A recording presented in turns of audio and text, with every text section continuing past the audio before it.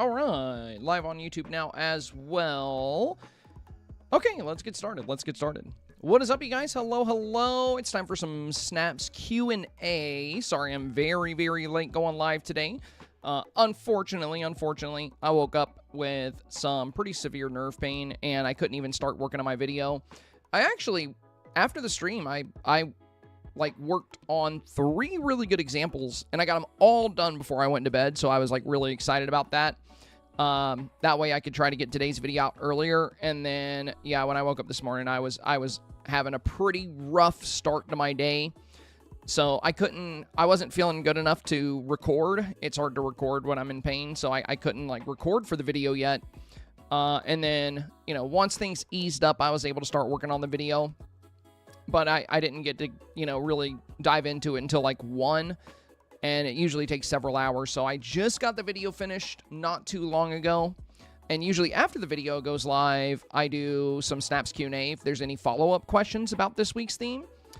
So that's what we're going to be doing today, is discussing, if anybody has any questions about different builds or split scenes or villagers, whatever your questions may be about this week's theme.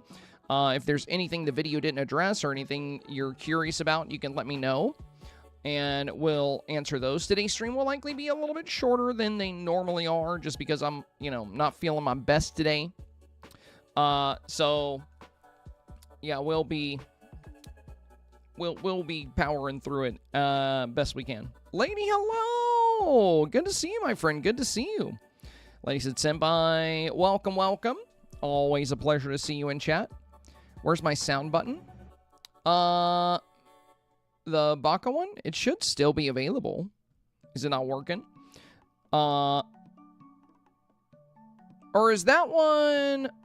Is that one with Blurp? Oh, yeah. Blurp sounds are off because they messed up Blurp recently. They messed up the... When they changed the website, it changed the volume, and they're all super loud right now. They might have fixed it by now. I'll have to check. But, yeah, Blurp has been temporarily suspended because the sounds were, crazy loud. Everything was loud. And I couldn't do anything about it. Even if I changed the sound in the Blurp dashboard, it wouldn't fix it.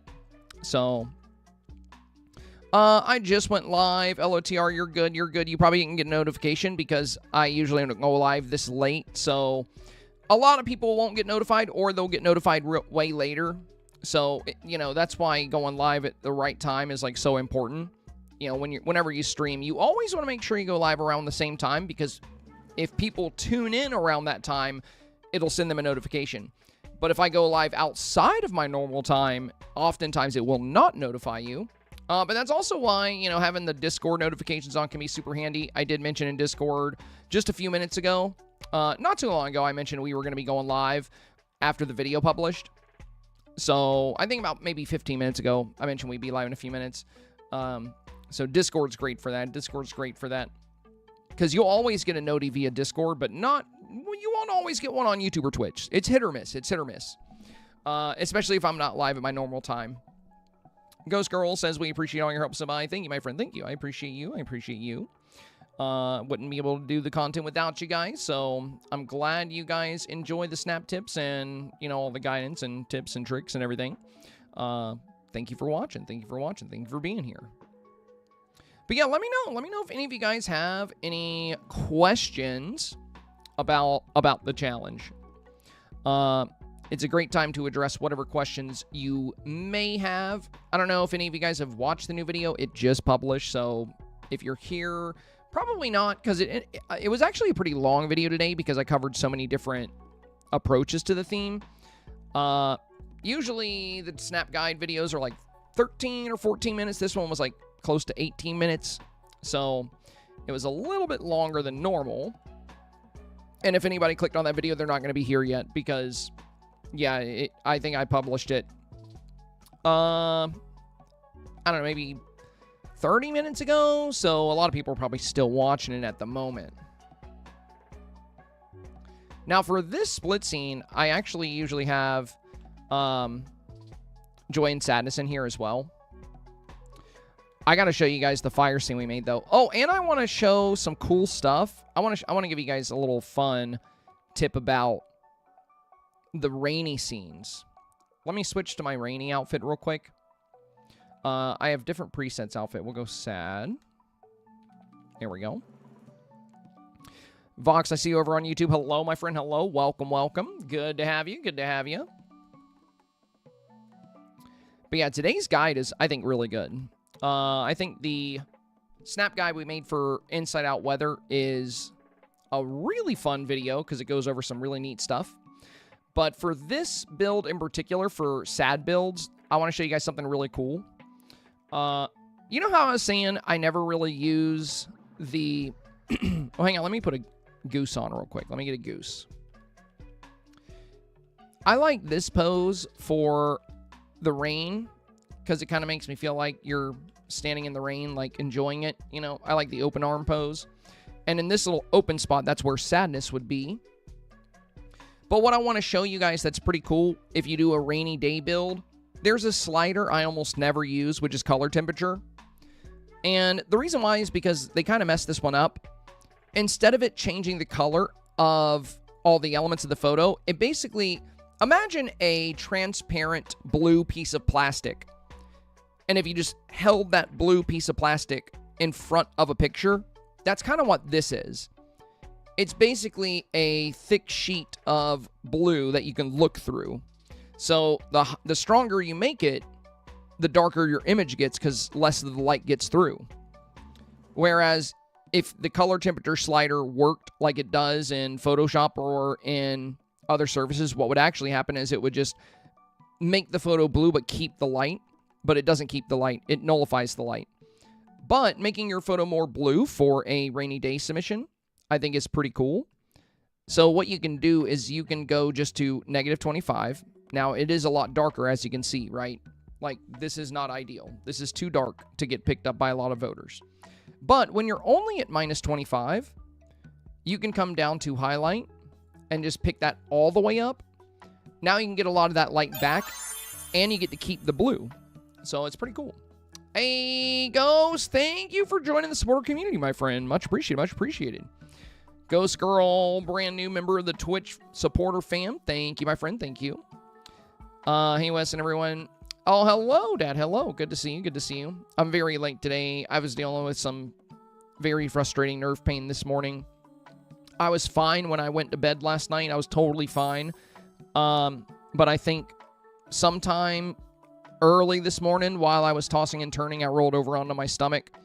And when I did get out of bed, it was pretty rough. I wasn't able to, like, work on my video until much later in the day. I'm still not feeling my best, but I'm good enough to be here now, at least. So I'm not doing too great today, unfortunately. Usually I have more energy. So if you're new on Twitch or YouTube, yeah, usually I'm way more energetic than this, but I've had a rough day. A little bit of a rough day today. That's also why I'm live so much later than normal. I typically go live around 3:30, and it is almost 6:30 now. But I felt like it would be better to go live than not, you know, because I do like doing the, hey, Pokey Grandma, thank you, my friend. Pokey Grandma with the 1 year of support here on Twitch. Thank you for a great year. Thank you, my friend. Thank you. Much appreciated, Pokey Grandma. Great to see you. Great to see you. You got that 12-month badge now. Let's go. Let's go. Marie said you've had a rough week. I wouldn't say it's been a rough week. It's been pretty good. It's been busy. You know, like we streamed until like midnight on Monday because we had so many snap reviews. So, but I don't think rough is busy, you know, or busy is rough. Like busy is good, you know. It's good that we had so many reviews to do on Monday and Tuesday. It just goes to show like how popular the review streams are getting. And fun fact, if you guys weren't aware, since I don't want to have to stream until midnight on Mondays, and since the snap streams are getting so busy, we are going to start doing our snap reviews on Friday. So for those of you that are early birds that submit for your weekly review, like on Wednesday or Thursday or Friday morning, there's a chance you'll get your review much earlier. So you're not guaranteed a Friday review. I'll do as many as I can, and then we'll finish whatever remains on Monday. But yeah, we're gonna start doing, since the demand is there, you know, since so many people are wanting reviews. But yeah, I wouldn't say it's been a rough week. It's been good. You know, it's been good. Busy is good. Busy is good. Busy is healthy. Today has been a rough day, though, you know, but this is the only, I would say this is the only rough day, just because of the health. But yeah, Friday I do want to play some Pokopia, though. I really wanted to play today. We were going to do Dreamsnaps Q&A and then play Pokopia for a bit. I just don't know if I have it in me today. So we'll probably just stick with, I might just, like, go lay in bed and play Pokopia on my Switch 2 or something later tonight. I don't know if I have it in me to do a longer stream today. Also, Diana Rose, thank you for the sub on YouTube. Jessica Lynn Powell, thank you for the sub on YouTube. Much appreciated, you guys. Welcome in, welcome in. All right, so Ashley said, yo, listen up. There's a story about a little guy that lives... Hey, let's go. Thank Marie, you for everything you do, Snappy. That is so kind of you. Thank you, my friend. Thank you. A very, very generous dono indeed. Thank you so much. Yeah, I think we're on goal 163 today. That's another thing to be excited about. You know, we've hit our last 162 consecutive goals in a row on this stream. That's pretty unheard of. Oh, you guys are just doing it again? Feel better soon, love you. Oh, thank you, Dad. Pops with a big 2,000 bits. Much appreciated. Well, we had like a much smaller goal today because, like I was saying, I'm not going to be here for the regular amount of time that I usually am. So we only had a 3,000 bit goal today, but with Marie and Pops here, we're well over that now. We're about where we would usually be. But thank you so much. Really appreciate that, Dad. Love you too. I'm usually, when I get these flare-ups, it's like 24 to 48 hours. So I should be good, you know, tomorrow. It's, I just hate it because, like, what am I supposed to do when I'm asleep and I roll over and I end up sleeping in a weird way? Like, it sucks because, like, I can't do anything about that. Like, I can't control my sleep self. But yeah, when I got up this morning and found that I was sleeping on my stomach, I was like, oh God. And as soon as I got up, it started. And I was like, well, I have to sleep on my back or side. If I ever stay on my stomach for like a long duration, I get nerve pain for an extended period. It sucks. But yeah, not the most comfortable. But it's better than it was this morning, you know. Like this morning, I couldn't even record. Like, I basically just had to, like, wait it out. And then once I was feeling good enough, I started working on the video. Luckily for me, I had already made all 3 of the example scenes for this challenge last night. So we got all those out of the way. And they're good examples. I would be pretty confident submitting any of these. Oh, do you guys want to see the fire one? I can only sleep on my side because of back and nerve pain, says Pokey Grandma. Oh, man. Yeah, that's rough. That's rough. I mean, at least I can sleep on my back. I just have a hard time falling asleep on my back. Usually I fall asleep on my side, and then the problem is if I end up rolling over in my sleep and end up sleeping on my stomach, then I end up, paying a price for it. Sarah Lilies, thank you. You've already hit today's goal. That is very sweet of you. Thank you for the big 300 bits there as well. And again, shout out to Pops and Marie. Thank you so much, you guys. Tranquil Panda says, thank you for all you do. Take care of yourself. I have been. You know, I'm not having nerve pain because I've been working hard or anything. I mean, we have been working hard, but I don't think it's, I've been taking good care of myself. I've been eating healthy. I've been drinking plenty of water. And I've been getting adequate sleep. It's just, I just have health issues. So sometimes, no matter how much I take care of myself, like I'm just going to end up having a rough day. And today's been one of those days, Tell Rob I miss him picking on me. Yeah, he'll be back. He always comes back around. Rob likes to take little breaks from social media every once in a while. Let's go check out the fiery build I made. I want to show you guys this. This one's pretty cool. So yeah, keep in mind the color temperature slider. If you want to use this to make a sad Dreamsnap more sad, more blue, if you use this color temperature, I recommend just taking it, because I played around with this because I liked it. Take it to -25. I also mentioned this in the video. And then bring your highlight up to 1.0. That way you can get the blue and you can get the You know, you could probably take it beyond 25 if you want to, if you're in a bright enough place. Like, even here at minus 45, we still have plenty of color with the highlight on, you know? It's pretty cool. And I never really used the color temperature, but since this challenge is, you know, colors play a big role, it was pretty fun to mess around with. So yeah, this scene here is pretty cool. I really like the anger build. I'll be honest with you guys, I don't know which one I'm going to use. I have no idea which one of these I'm going to end up going with. Maybe the split shot, because it's like the most technical, and I think it's probably the most impressive, but I really like the fiery one. Then again, I'm kind of jaded. Remember the last time I did a really good fire build, and it didn't do as good as I wanted? So, I don't know. But yeah, I really like this one. If you do a fiery build, like an anger build, definitely going high in saturation, I think, is really good. So this is 0.4. I think 0.4 is really, you know, going to be strong for... you can even go 0.5 if you want to take it very high. But with the sunset lighting and the boosted saturation, these colors pop so well. And then if you have the spirit or the storyteller fires in the back and these pyro boxes and this fire raven, it gets pretty crazy. I'm going to show you a really cool looking picture I took last night. Let me see if I can find it. Hang on. This one's just kind of funny. I don't know if I would submit this, but look at this. So my fire raven got stuck, like, beside me.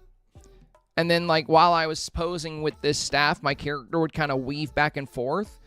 And she, like, weaved into it. So I have, like, a fire mane. Like, that's his wings right here. So that's the wings of the raven. And then this is the tail of the fire raven. And then I have the fire hair. So it's like this crazy fire mane in this image. And it's just so cool looking. It makes me kind of want to submit this just because people would be like, what the heck is going on with that? Like, how did they do that? I also really like Hades here and Maleficent and Jafar. He looks pretty happy to be seeing the world burn. But yeah, this is pretty fun. As far as anger builds, I do want to mention one thing, which is, you know, we talk about the pose. We talk about the avatar being a very strong beauty factor in your submission. I think there's two good facial expressions to use for this. Of course, you could use this one because it communicates anger very well. The only problem is when you use it with other poses, like companion poses, the mouth breaks and it like the jaw dislodges and it opens way wider than it should, and it looks so bizarre and ugly. So I wouldn't recommend it for different poses. But a good one you can use is this one, because this one does give a bit of anger, you know, but almost like a cockiness to it as well. So I think these are both good expressions to use if you're going to take the anger route. I mean, you could just smile. Like, you can be angry while you smile, I guess. But I think, you know, I think this expression here in particular is going to be really good for anger. And I think, of course, this one as well. But I think this one has a bit of a better beauty factor if you do decide to take that route. Not that it'll matter too much. Really just depends on what you pop up against, you know.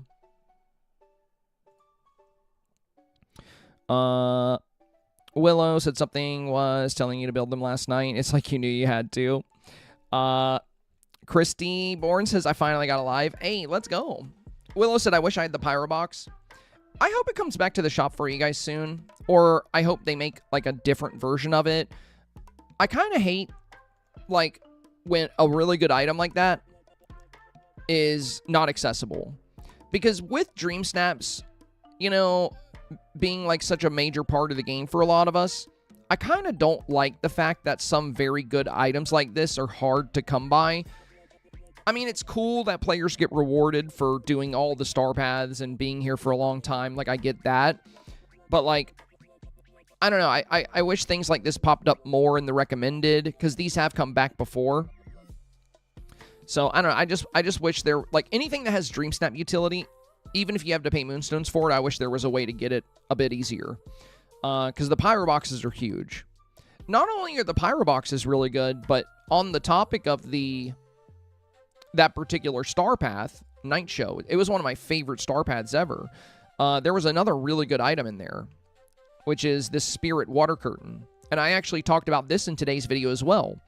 This is another item that could be really good this week, just because color plays a big role in inside-out emotions. And since these water curtains have, like, you know, all these fun different colors, these two could be really good. Like, if you do a green envy build, having the green water curtain here could be really fun. But if you don't have these, you don't have to worry about it, because I honestly think the new Storyteller Fire is even better. Like, this is even better than the water curtain. These things look so sick. So, yeah, I would definitely go with those instead. Chris said, yeah, I want the Fireflies. Oh, yeah, the Fireflies are huge. They're huge. They're, if you don't have them, I recommend Fireworks. If you let Fireworks kind of fizzle out, they have a nice subtle sparkly effect. You just got to be careful. The Fireworks are a bit more technical, because you can definitely overdo it if you're not careful with them.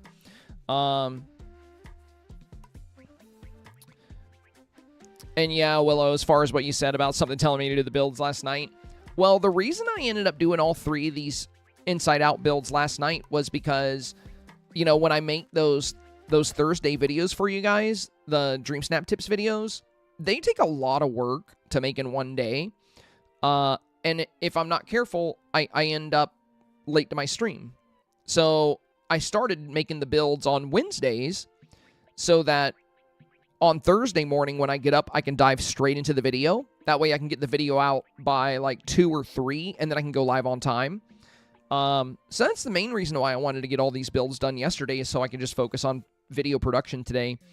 And I did that. I was feeling great last night. I was like so happy with the builds, and I was like, man, I got them all done. Tomorrow's video is going to be awesome, and I'm going to be on time. And then, you know, I woke up in severe pain and was like just having a rough go of it. And I was like, dang it, bro. Like, I hate it, dude. I hate being late. I hate being off schedule. And I hate the fact that I just have to live like that sometimes. Like, you know, it sucks.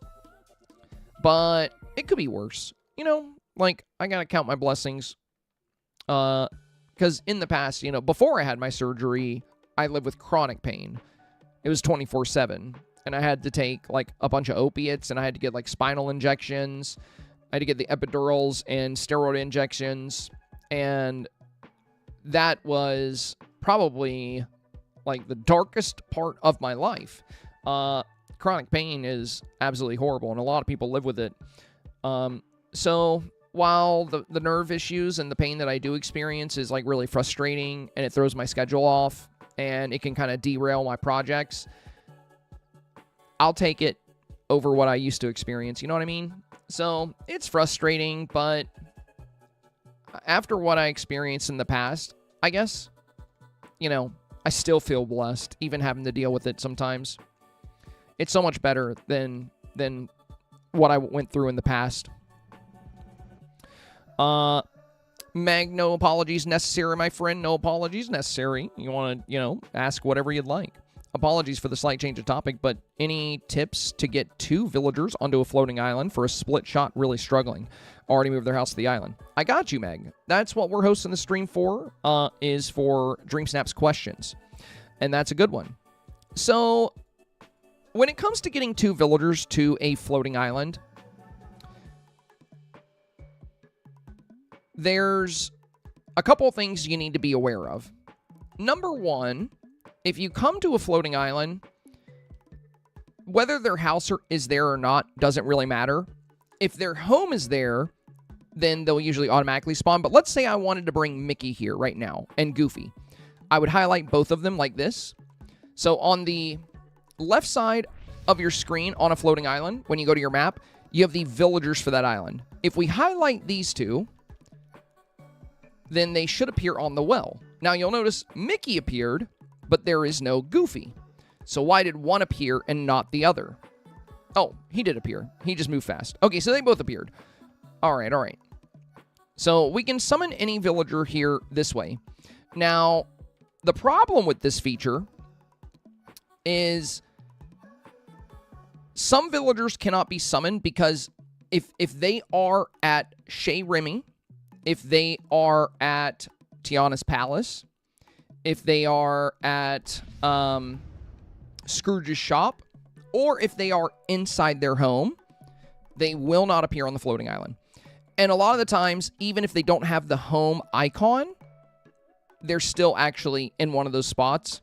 Also, the home icon doesn't always mean they're in their home. It means they're inside of a building, so keep that in mind too. Now, the interesting thing with this feature is that every hour, it changes. So your time, local time, changing the time offset has no impact on this. But let's say right now, it is 6:39 at this moment. Well, if I wanted Goofy and Mickey to show up here, and Goofy had the house icon because he's in the Scrooge shop, well, in 21 minutes from now, when it changed from 6 o'clock to 7 o'clock, then I could check again, and he might be free. So you have to check on the hour each hour. Now, if Mickey's free and Goofy is not, that's actually something you can work with. So basically, since Mickey's free, I can just summon him to the island. And for Goofy, I can go get him from the Scrooge shop, say, hey, let's hang out, and then bring him to the island that way. However, if the two villagers you're wanting to use are both inside, you have no choice but to wait for the hour to change so that one of them is not. You need at least one of them not inside of a house or building, so you can summon that one to the island with this button, and you can hang out with the other one to bring that one to the island. Does that make sense? It's kind of an annoying system. I feel like the game should just let us summon anybody, regardless of whether or not they're in the Scrooge shop or in the restaurant. Like, if I want to summon him to an island, I don't really understand why Gameloft made it to where I can't. I think that's really dumb, especially for Dreamsnap's creation, because if you got a free hour and you want to work on your Dreamsnap, you shouldn't have to wait for a different hour just because you can't use the right villager, you know? Again, for one of them, for at least one of the ones inside, you can hang out with them and bring them to the island. And as long as you don't leave the island, they will stay there. So as long as you don't go, you know, you can stop hanging out with them. So like, let me show you what I mean. If I go to the glade right now, we can see who's in my Scrooge shop and who's not. So let's say I wanted to use Ariel and Moana this week. Let's say it was an ocean theme, and I want to use Ariel and Moana. Well, Ariel is free, so, but Moana's not. So if I want to bring Moana to Dazzle Beach Floating Island, I know I can't summon her because she's in the Scrooge shop. So in order to bring Moana, I'll need to go in here and hang out with her. And then we can summon Ariel. So we'll say, let's go. She'll come with me. But yeah, if both villagers are inside, you're just kind of screwed. You just have to wait for the hour to change. And then hopefully one of them will not be inside anymore. Hopefully. It really sucks when the hour changes and they just both stay in the restaurant, or like they go inside their house instead. That can be super annoying. But yeah, now we can go to the beach island. And since we know for a fact Ariel is free, we should be able to summon her without issue. So now we can bring this up. We can find Ariel. Oh, she's already here. Okay. All right, she's already here. I forgot she's in her mermaid form. That's right, that's right. So she's probably swimming in the water somewhere. Oh, wait, no, she was in her human form. Pretty sure I saw her. Well, it has her highlighted, so she's here somewhere. I think her house is here. That's why she didn't spawn on the well.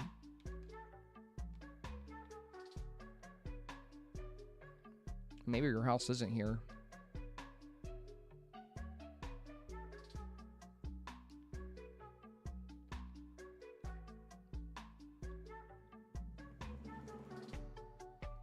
Is she in her mermaid form? Let me check. I think she is. I think that's why she's not on the well right now.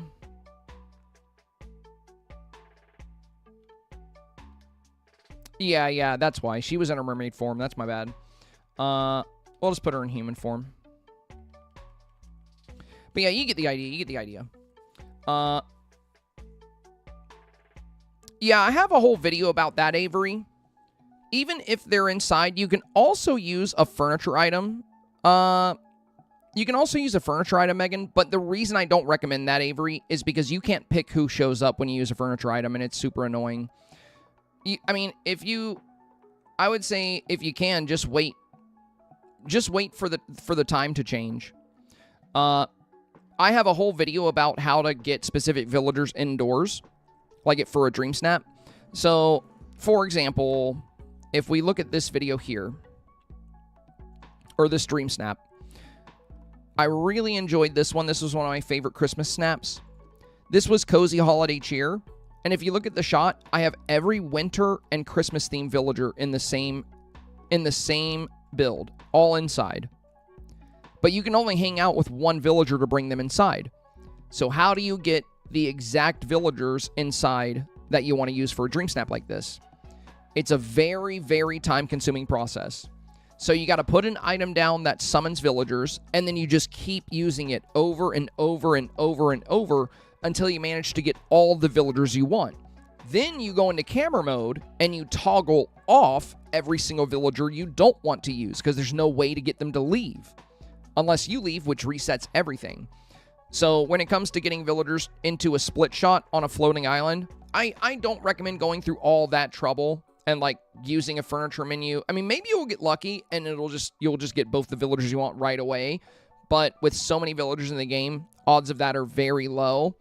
I think it's just better to wait for a different hour, because it's not going to be common that both of the villagers you need to use are inside at the same time. And as long as one of them is out of a building, you can hang out with that. You can hang out with the one that's inside of a building and summon the other. Now, if you're looking to use like a whole bunch of specific villagers, like I did in that Dreamsnap, then you kind of have to use that feature. There's like no other way, because one of these guys is usually going to be in a building, or at least two. And also, you can only bring one person inside with you if you're hanging out. So the only way to do this indoors is by using items that summon villagers, furniture that summons villagers. But yeah, it's a time-consuming process. It's super frustrating. They could make this so much better. Imagine the villager summoning furniture. Imagine interacting with it, and it pulls up a list of villagers and lets you pick. That would be such a game changer, dude. That would just be like, I don't know, the game would be so much better. There's a lot of things they can do to improve the quality of life of this game. Like some things they have been doing, like it only took like almost 3 years for us to be able to have filters and searches in the Scrooge shop. Took nearly 3 years for us to have an update to the crafting station to where we can like filter and search through that as well. So like the game's improving. They are adding some things. I just hope they eventually address villagers too for Dreamsnaps. Dreamsnaps are a massive part of this game. To me, it's like the one thing that makes it worth playing consistently, because outside of Dreamsnaps, to me, the game is kind of boring now, because there's not much I want to do. But I love Dreamsnaps. Like, I always put a lot of time and energy, and I just have so much fun with them. They push me out of my comfort zone. They always have me doing different things. So, I absolutely love Dreamsnaps. But, certain camera sliders do nothing at all. They're, like, completely pointless. Like shadows, for example. They could have made the shadow slider so much better than this. If you bump shadows back 1, the whole picture is just, like, trash now. At least in terms of voting. If you put it forward 1, it's completely whitewashed. If the shadow slider actually just darkened shadows, like if it just read shadows and made them more bold and pronounced, then this would actually be a good slider. It would be a really fun slider. But it doesn't do anything with shadows. It just puts a white layer or a black layer over your entire photo. And that's it. That's not what that's supposed to do. And then there's other things like color tint, putting these very big, or not just color tint, but also temperature. Whereas these should just change the overall color notes in the photo. Instead, it puts a screen over the photo, which removes like all the light. And then if anything, I should be seeing the same lighting I see here, but blue. And here I should see the same lighting, but yellow, but I don't. It puts a big layer over it. So a lot of the sliders in the camera are pointless, especially if you're using them for Dreamsnaps. Now, focus is great. Time of day is great. Saturation is very useful. Vignette is wonderful. Really like the vignette features. Highlight is so amazing for nighttime. And I remember playing before we had sliders, so the sliders overall are a blessing. But some of the sliders just feel like they're just there to take up space and make it seem like it's more developed, when in fact it's like they're very lazily crafted and very lazily made. They don't help at all. They're kind of like noob traps. Like if you're somebody that doesn't know the camera at all and you're trying to make a cool photo, you might think like, oh, this challenge is all about dark themes. I'm going to use shadows. And now you just don't get votes because people can't see anything in your photo. So things like that. And then also summoning villagers. It's weird to me that, you either have to use a furniture item to summon absolutely random villagers to get who you want, or you have to wait till they're both out of the screwed shops or out of the houses. For Dreamsnaps creation, that could be a lot more simple. They could simplify that. We have a villager toggle when we go to floating islands. So why can't we just summon the villagers we want? Why can't I summon somebody that's in the screwed shop? I can hang out with them and bring them out of the screwed shop. So why can't I just summon them? Make it easier, increase the quality of life a bit. Sometimes I say that, I feel like some of the devs that work on this game, I don't think they really play the game, because like some of the decisions they make with some of these options just make me scratch my head. Like, do they understand like that this is not really helpful? Or do they understand like what would really benefit players and keep people playing for Dreamsnaps and having a bit more fun? Some of these things could be super useful in the long term. I put a fence around my villager summon and trap the ones I don't want as pup wells. Yeah, we were talking about indoors pup wells. You can do that indoors as well, but they're all going to be trapped in a room. If you watch my video on villager summoning, you'll kind of see what I mean. I do the same thing with the wells, too. Anytime you summon a bunch of villagers, you're probably going to want to trap them. That's normal. I think everybody does that. Even when you're not summoning them with a piece of furniture, if I'm using a bunch of villagers for a Dreamsnap, when I summon them just to the well, I put a fence around it, because I'm going to want to put those villagers in specific places for my photo. So I'm pretty sure everybody does that.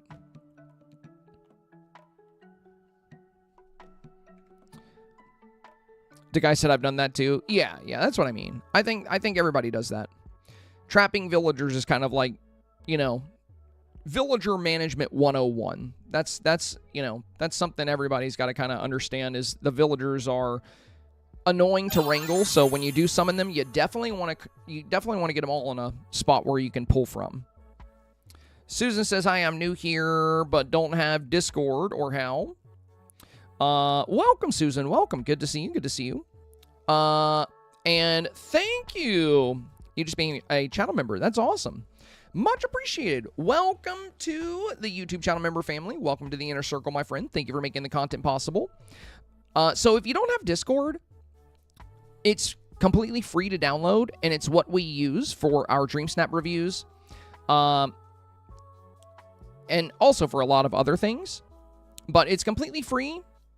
There's a little bit of a learning curve to it, but we do have a great mod team, and I'm also here if you have any questions about it. So when it comes to like the snap reviews, you will need to use Discord to get the snap reviews.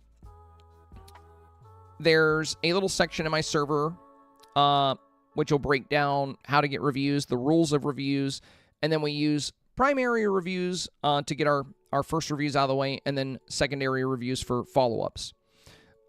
There's also Seeking Advice forum where you can get insight from community members if you're looking to, improve your snap or looking for ideas. But Discord can be very useful. It's a great community tool. But it is free to download, easy to make an account. And if you have any questions about it, let me know. I'd be more than happy to help you out. I know not everybody uses it, so if you're new to it, but you want to participate in Dreamsnap Reviews, we are here to help. We can help you with it for sure. So yeah, the villager summoning question was a great question for like split shots if you want to use 2 villagers. Let me know if anybody else has any other follow-up questions for this challenge, or any challenge for that matter. Beyblades, and I'm just so happy tags aren't as restrictive as they used to be. Now, all I want them to do, Beyblade, is just get rid of tags for snaps altogether. Like, I don't even want this, like the bold, quirky, playful, wondrous. Like, just let me, just let me submit my photo. That's it, you know. Kind of like how random challenges will require like a back piece. And I'm like, I don't want to wear a back piece. Like, I don't want to wear wings, or like, you know, I can always use the pink wings. They're super easy to hide. But I don't know. I wish they would get rid of it altogether. I mean, since tags aren't really a big deal anymore, I don't know why we still have it at all. You know what I mean? But yeah, I'm very happy about that as well. Susan said, I'm an old lady, so tech is a bit over my head. Don't worry, my friend. Don't worry. We actually have a few people in the community that are in their, there's a couple people here that are in their 60s that have, you know, been able to wrap their head around it. It's, like I said, if you've never used it, it feels a little overwhelming at first when you look at it.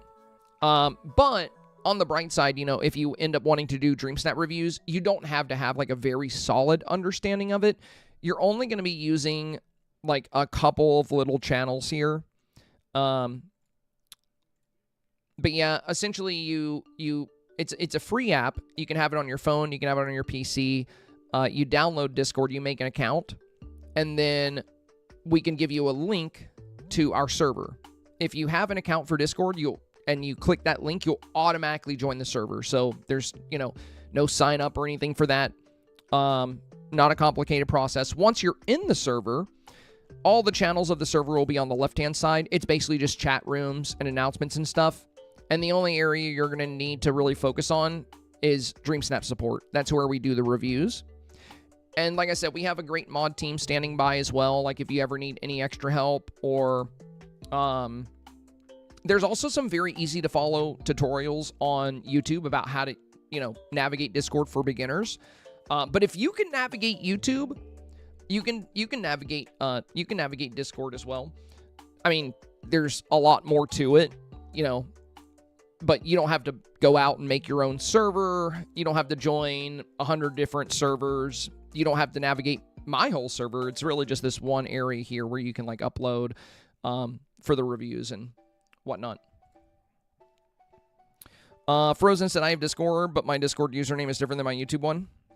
Samantha said that's the case for a lot of people.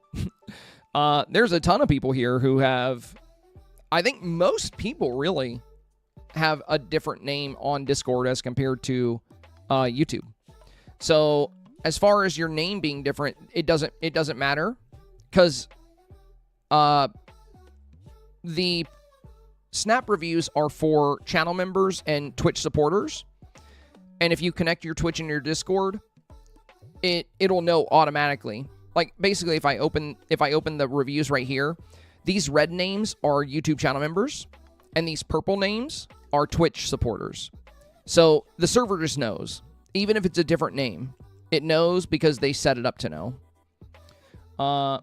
We have some cool snaps to review on Friday as well. There's some cool looking snaps here.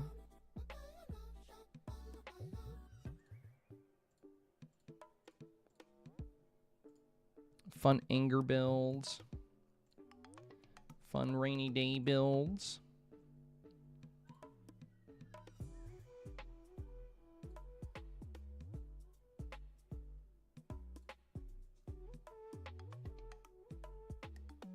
Punchy LaRue said, you're my Dreamsnaps Yoda.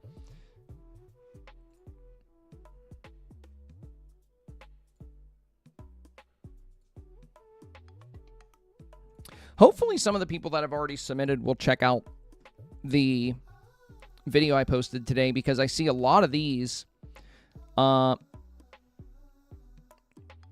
of the ones I see coming in say they are a little unsure about this theme. So hopefully they'll check out today's video and get some extra insight in it before the reviews. But yeah, we're actually going to review some of these tomorrow. We're going to do some snap reviews tomorrow. Usually I wait until Monday, but this week on Monday, we ended up streaming until midnight, and that is way too late for me. I'm getting older, and I usually go to bed around like 10. So like this weekend, or you know, Monday, we had so many snaps to review that I streamed from like 3:30 until midnight. It was a lot, but that's a good thing, you know. Good to know that it's getting the snap reviews are getting so popular for a lot of people. Very cool, very cool. Sunshine said, just airing to the stream. Sorry you're not feeling well. Do you think you may still be able to do some reviews tomorrow? Oh yeah, no, we're good, Sunshine. Thank you for that. But no, I'll be totally fine tomorrow. I'm no stranger to these flare-ups. They happen from time to time. They always have ever since I got my surgery. So essentially, what happened was sometime in the middle of the night, I rolled over onto my stomach and stayed like that for an extended period. And when that happens, it agitates L4 and L5 where I had that lumbar disectomy. And I have a lot of like residual nerve damage there. So I always have like a pins and needle feeling in my foot. And I have like a lot of numbness. And there's always like a tinge of pain. But it's usually manageable enough to where I can just kind of live with it. But if I irritate it, it becomes like unbearable, and it comes in jolts. It's like every 5 to 10 seconds I get hit with, it feels like somebody smashing my foot with like a truck. Like the whole right foot just like hurts to the point to where I convulse. Like my body like quivers with how bad it feels. And whenever that happens, I can't record, I can't go live. It doesn't happen super often, but I deal with it like every few months. But last night, yeah, sometime in the middle of the night, I rolled over my stomach. Now, on the bright side, once it does get agitated like that, once the inflammation goes down, it's kind of back to normal. The jolts of pain are already gone. They lasted for like the first 3 hours of my day. And then I was finally able to start editing and working.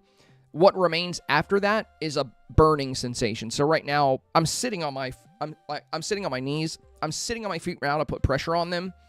But right now, I'm kind of bouncing in my seat a little bit. I don't know if you can tell, but I basically just shake my foot like while I'm sitting on it, and it makes sure I don't feel it as much.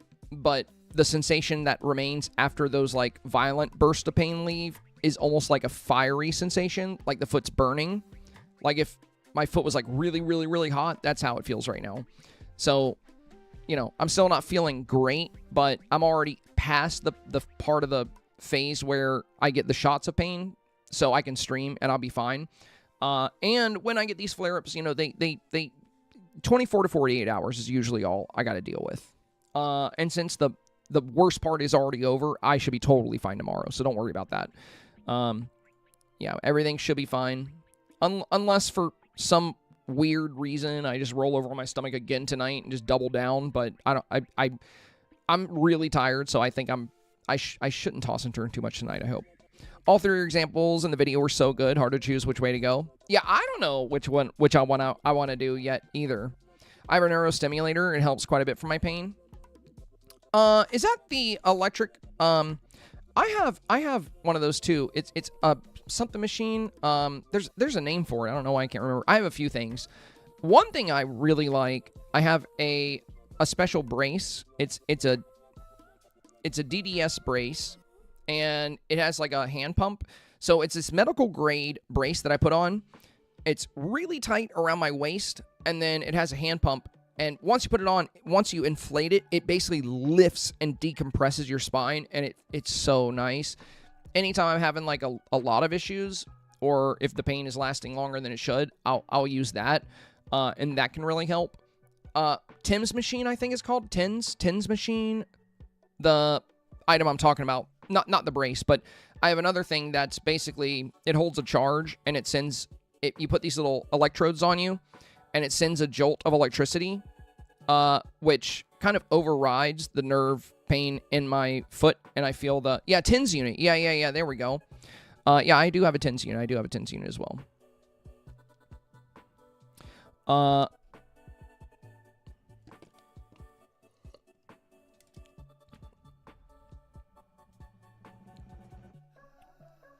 Oh, you have an internal neurostimulator. I don't know anything about that.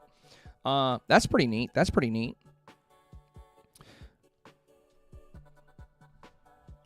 I've had mine for 13 years. It helps a lot. So what exactly is a neurostimulator? What exactly is that? How does that work?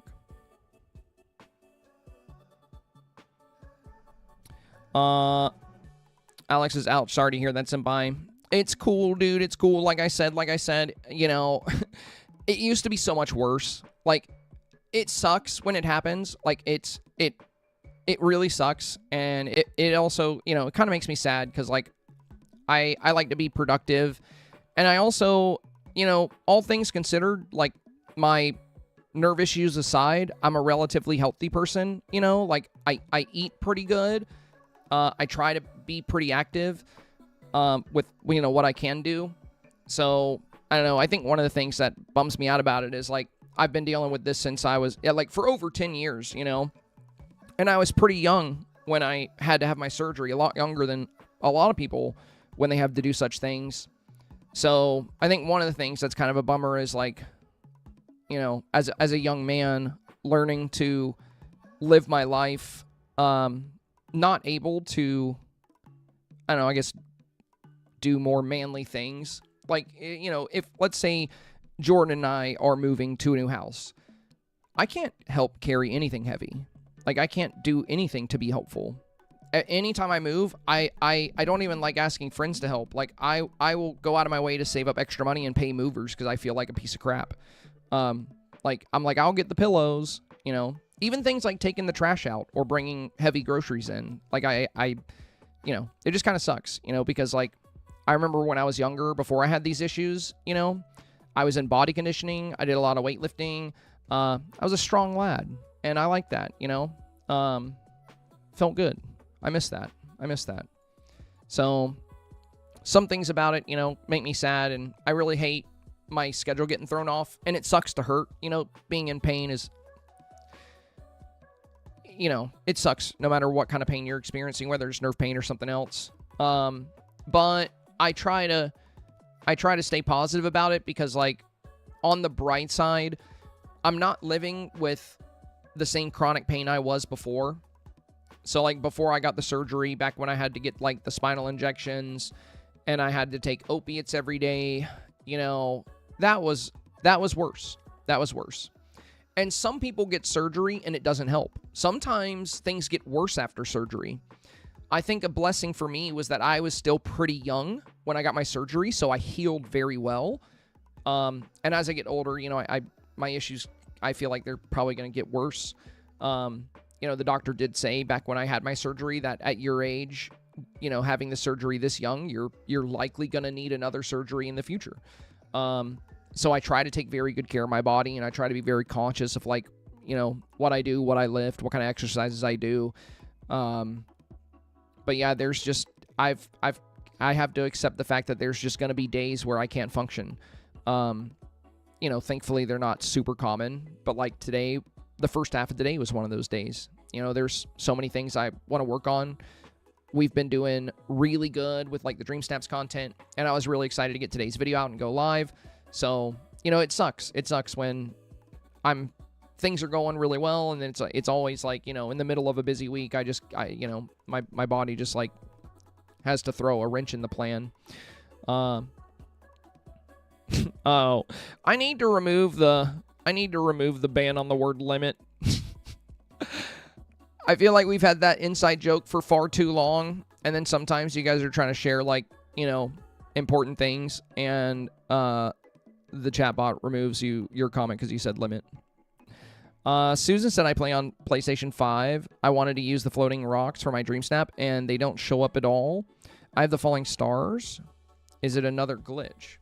Oh, yeah, it is, Susan. I heard about this. I'm on PC, but I've talked to a lot of PlayStation players, and apparently... Yo, Alex, thank you, my friend. Alex with a generous super chat. Let's go. Thank you for the $5 dono, my friend. Very kind of you.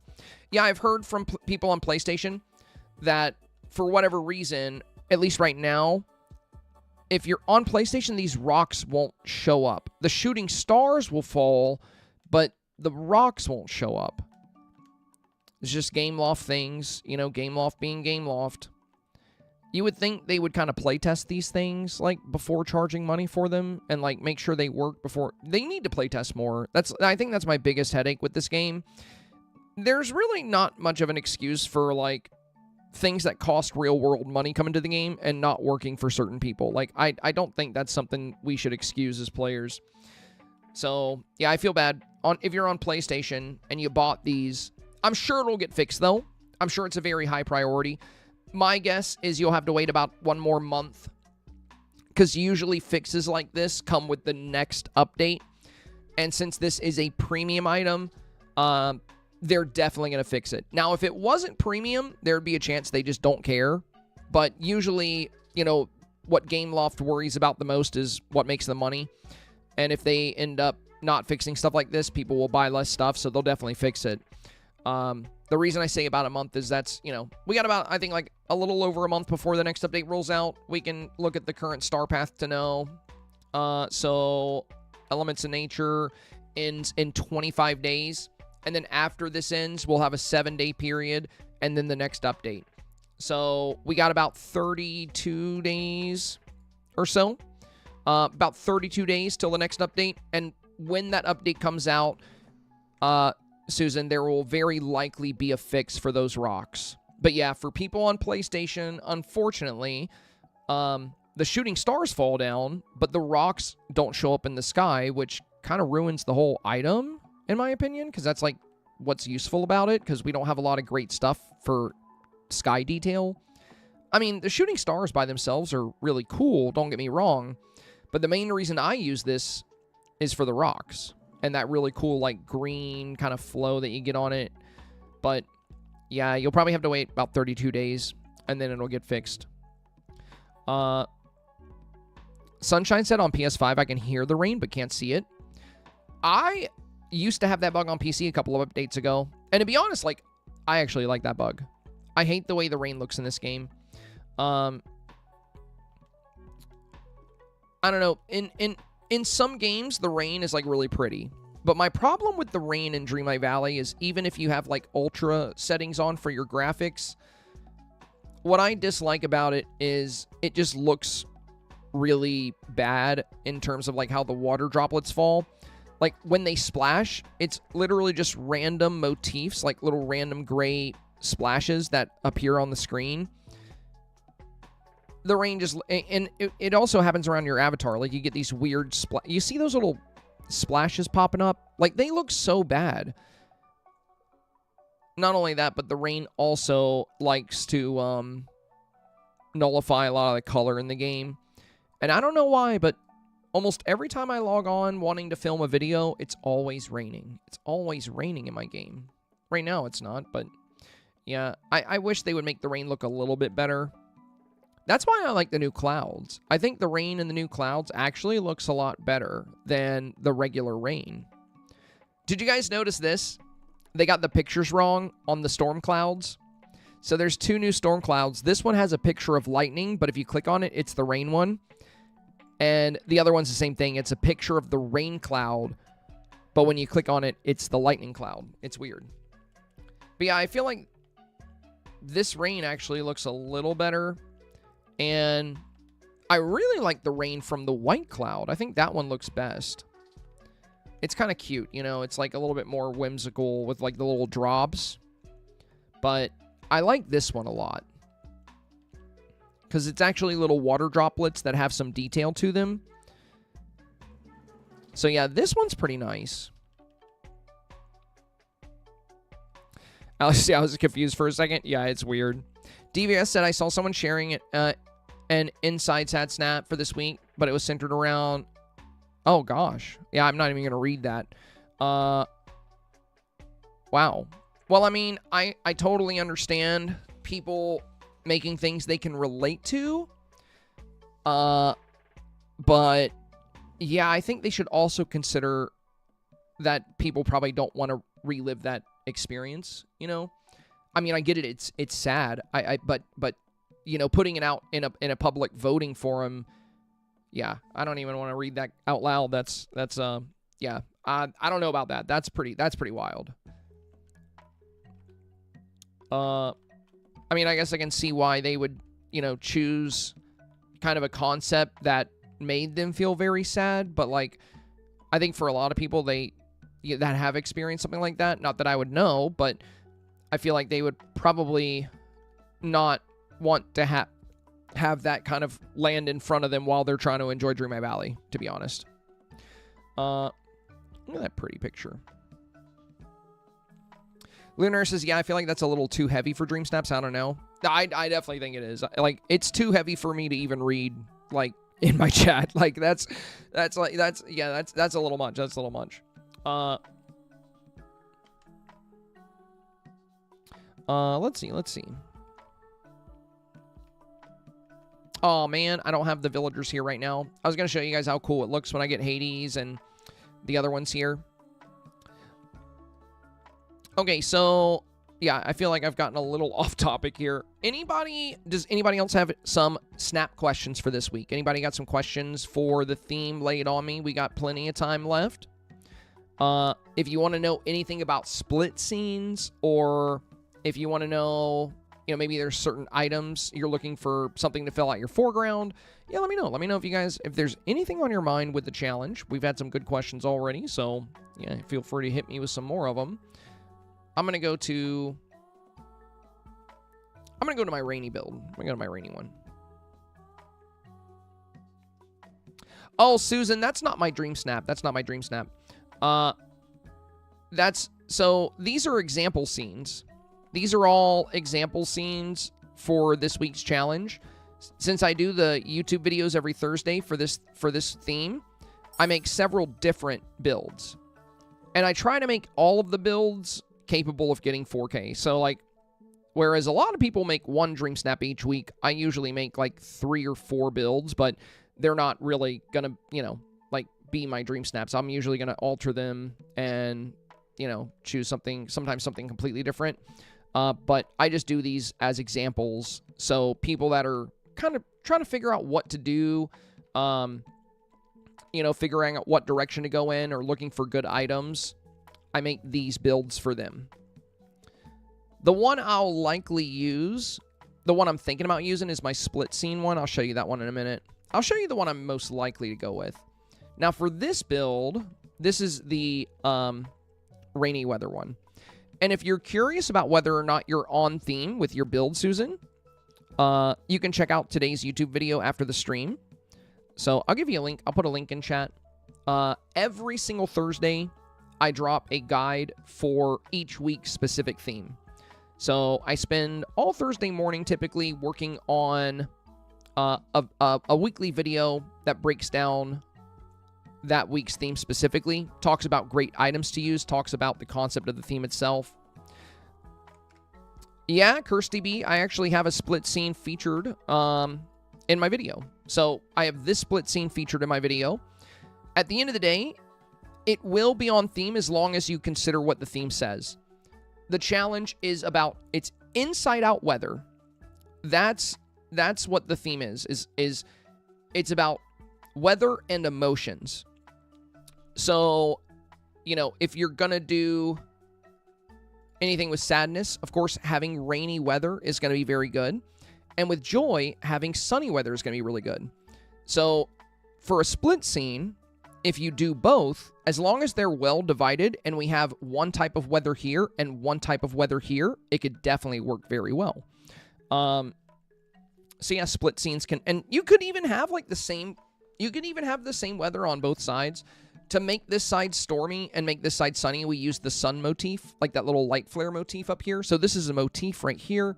We used rainbows. And then on the right-hand side, we have the inside-out, like, little projector thing here. And then we have the blue one here. So there's the joy and then the sadness. And then we use both villagers as well. So split scenes, I think can be really good. Would it be okay to make your avatar look more like Riley? Yeah, sure. I actually talked about that in my video as well. So here's a link to the video. If you haven't seen it yet, you can copy-paste that, put it in a notepad, watch it after the stream. It's up on my channel right now. it'll answer a lot of the questions you're asking. I actually talk about Riley outfits, but yeah, it's always okay to do split scenes. It's always okay to cosplay certain characters as long as it works with what the theme said. So let's look at what the theme says. At the end of the day, if you want to do well in Dreamsnaps, there are two major components you always need to consider. These are the two things voters think about most when they vote. And if you want to win votes, these two things have to be your priority. Number one is theme. Number two is beauty. So you need an appealing photo. Now, that doesn't mean it can't be fiery and wild, you know? When I say beauty, essentially what I mean, if we look at my Dreamsnaps folder here, by beauty, it starts with lighting. Like, that's one of the biggest components to beauty is how you light your photo. That applies to nighttime. It applies to cloudy weather. It applies to sunlight. There's a lot of different ways to light up your theme. And, you know, like I said, these apply to night as well. So for a night shot, making sure you have boosted character lighting, making sure you have plenty of glowing elements. You don't want the snap to appear dark and boring or hard to see.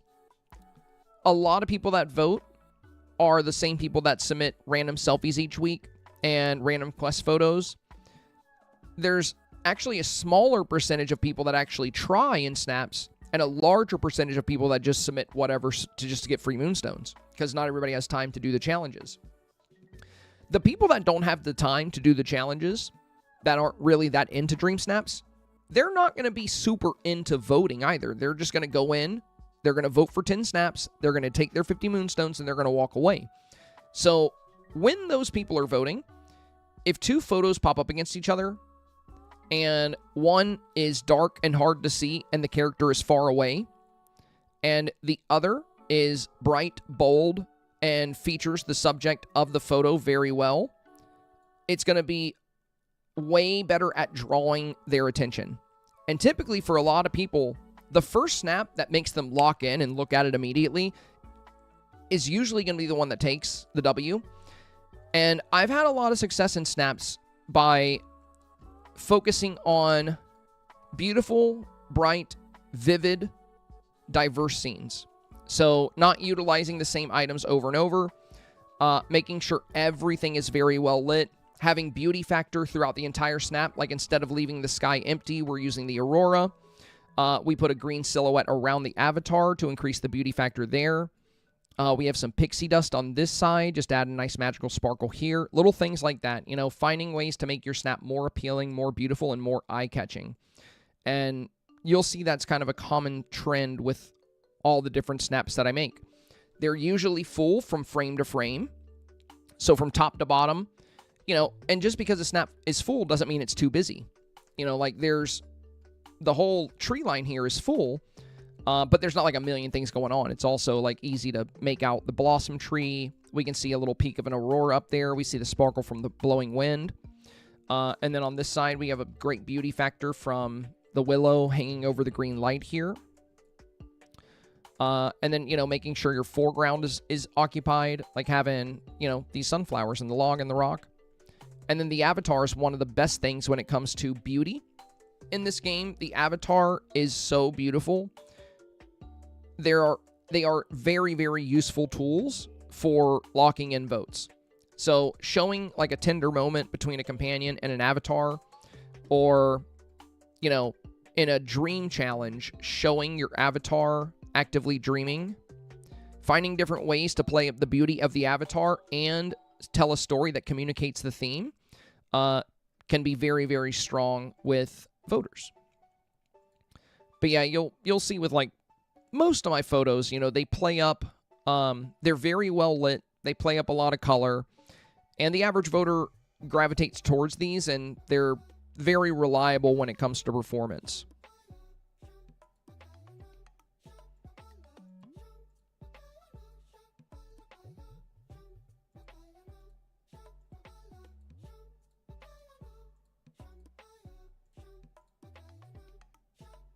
This was the last Inside Out theme we had. Big Feels. Snap Challenge number 112. So the theme this week, back on topic here, the reason why split scenes work and the reason why cosplaying Riley would work is because the theme isn't telling us that we can't do that necessarily, you know? And the name of the theme is just as important, sometimes even more important than the description itself. Because a lot of voters aren't going to be reading this when they go to vote. They're going to be reading this. They're going to see the title. That's what they're going to see. So this challenge is called Inside Out Weather. Since Riley is the main character of Inside Out, successfully cosplaying Riley in your submission, there's no reason why it would be bad. There's no reason why it would be off theme, as long as you don't ignore what else this says. So if you cosplayed Riley, but you basically did an indoor scene of her having a birthday party, and you didn't show any Inside Out characters, and you didn't show any weather, and you didn't show any emotion, then yeah, that's not a good idea. But if you cosplay Riley, and you show your valley sunny like joy, and you bring big feels with outfits, decor, effects, and pets to make it emotionally thematic, then yeah, absolutely Riley would work. Just like a split scene works, as long as you're still doing what the challenge says. So the challenge says, is your valley sunny like joy, rainy like sadness, or green like envy? Bring big feels in this challenge with outfits, decor, effects, and pets to make an emotionally thematic pick. So there's no reason why you can't highlight two emotions. So you could do rainy weather on the left and sunny weather on the right. Or you could do a green envy build on the right and a sunny joy build on the left. The tricky thing with envy, when you think about joy, as far as weather goes, we get sunny. And then when you think about sadness, it says rainy. But for envy, it just says green. And green is not really a type of weather. But if I did go green for envy, I would probably do sunset weather and really play up the green colors. I think it's a bit safer this week to make sure you clearly define some kind of weather, since it's in the title. That's why I think joy builds are going to be very good. And rainy builds, I think, are going to be very strong as well. The tricky thing about rain, though, if you go with rain, is if you don't have the new rain clouds and you just end up using, like, a thunderstorm, you'll notice the color in the snap, it gets very hazy. It's not going to pop as much, not going to stand out as much. But I think this particular week, people will be more forgiving of that because, people are going to be using this to match the theme. Now, when you do a thunderstorm, you can actually still make this look really cool. It just takes a little bit of extra time because you're not going to have the same quality of sunlight. So what we can do to still get good beauty and the thunderstorm at the same time, we can boost saturation. So now we have great color here. We still have the rainfall. We can boost highlight a little bit to get some extra color in there. And from there, you can add everything else you need to. All your decor, and, you'll still have a very beautiful snap here, even with the heavy rain. So there's just a few extra steps if you're going to use the actual rain weather. I would still try to make my picture, pop. And it doesn't have to be bright green, If you're going with a sadness build, let's say I'm not going to use these clouds. I'm going to show it without the clouds. We're going to go right here. Like, let's say this is my dream snap. Well, for one, right here, I'm not facing the sun. You see how dark my character is? So we're definitely going to need to brighten her up a little bit. I think she's in the shadow. So one of the first things we'll do... Well, let's set it to thunderstorm first. Make it rain here. There we go. All right, so now all the colors are kind of nerfed. Things are kind of blurred. So to get things a bit less blurry, if you wanted that, you could set your light bloom to 1%. See the big difference there? So light bloom to 1% tones down the blur a bit. If you wanted that, you might want the haze. Number 2, we're going to boost saturation just to get some more color in here. Now these blues are very vibrant. Everything's starting to really pop here. So from here, we're going to boost highlight a little bit to get a little bit more color in there. We're not going to take it too high. And lastly, we're going to boost our character lighting since we were in the shade here. Uh-oh, my character lighting is broken. I got to restart my game to get it to work again. Well, we almost were able to show it. Yeah, character lighting sometimes just doesn't work, and you have to restart the game to get it to come back. Yeah, it's gone right now. But yeah, I definitely recommend. I definitely highly recommend setting up your, build to be beautiful. Definitely try to prioritize beauty. Voters, like I said, they often gravitate towards bold colors, vibrant scenes, strong lighting. So even if it's rainy or nighttime, you can use your camera tool to make adjustments so that you still have a great level of beauty even at night. Kind of like what we see with this one. Or I think a really fun example would be Ghostly Gala. I made this character look like a ghost, like very ethereal. We did this by increasing light bloom and character lighting and turning her skin blue. So we gave her blue skin, and then we boosted her character lighting to make her glow, and then we increased light bloom to make that have more of an aura. And it also made Sally have a bit of a glow and Jack have a bit of a glow. And then, we have some fun colors with, like, the white roses and stuff. So even though this is at nighttime, we still have some beautiful color here and a very well-lit avatar.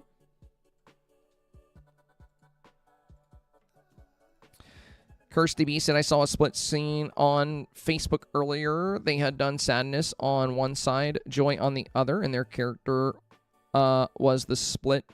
Center is envy. It looked so cool. Yeah, that's cool. That's cool. It's interesting they added green like envy for Emotions Weather Challenge. Would you just do like a forest type build for that? So you could. I mean, whatever you decide to do, if you go green with envy, I would just really play up the greens. Now the character envy, she's more sassy. She kind of strikes me more of like a bit of a city girl in a way. She's kind of preppy in the show, in the movie anyway. So I don't know. I mean, I feel like as long as you're playing up the color green, it doesn't necessarily have to be a forced build, but you definitely need to play the color green somehow. So there's a few different ways you could go about it. But it doesn't have to be one particular way. I mean, there's a lot of blue buildings for a rainy day scene. And of course, for this rainy day scene, we're using blue trees and blue lights in the back and a blue outfit. And Sadness is going to be sitting right here. So there's a lot of things, that we can do to play up blues. You could do something similar to this with Envy as well. A few different options there.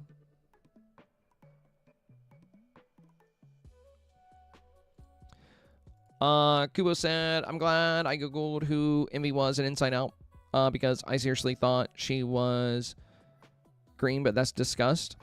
Maybe that's who I'm thinking of. Maybe I'm thinking of Disgust, actually.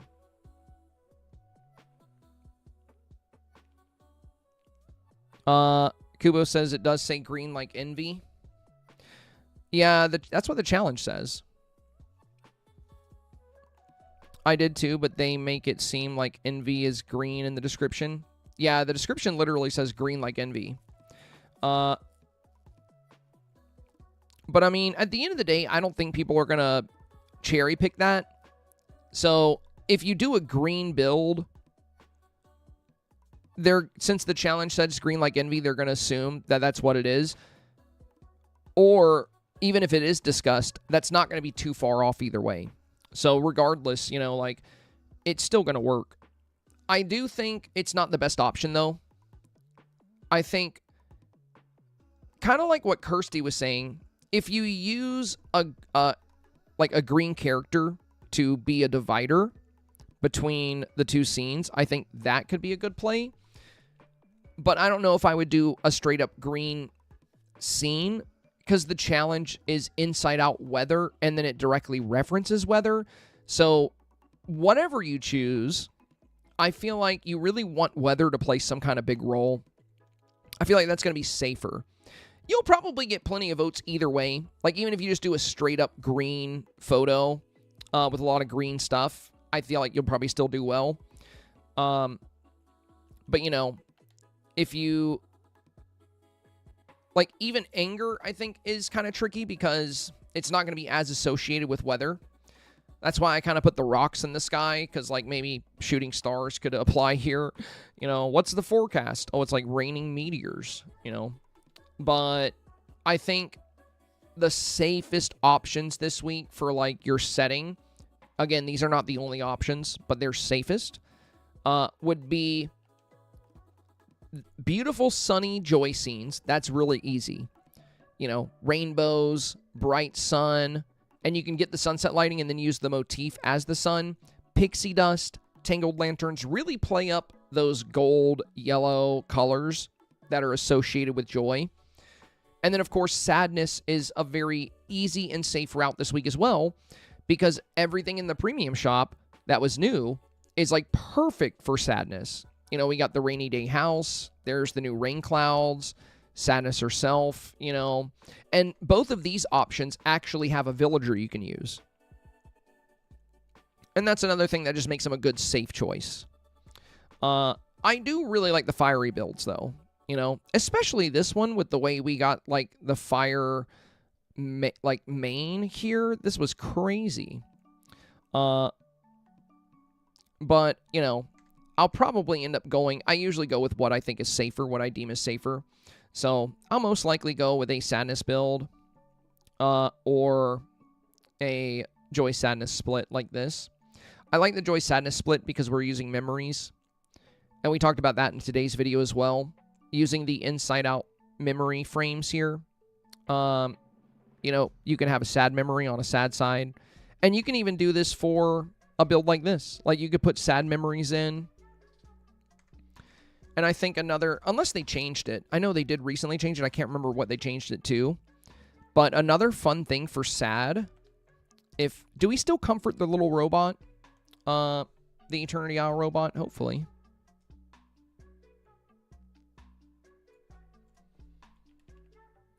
This pose, you'll have to be on the ground for, but I think this one can work very good for sadness because she kind of cheers him up a little bit, or tries, because he gets a little down when he realizes he's a robot. Yeah, like that. And then she kind of reaches in, gives him a pat on the back.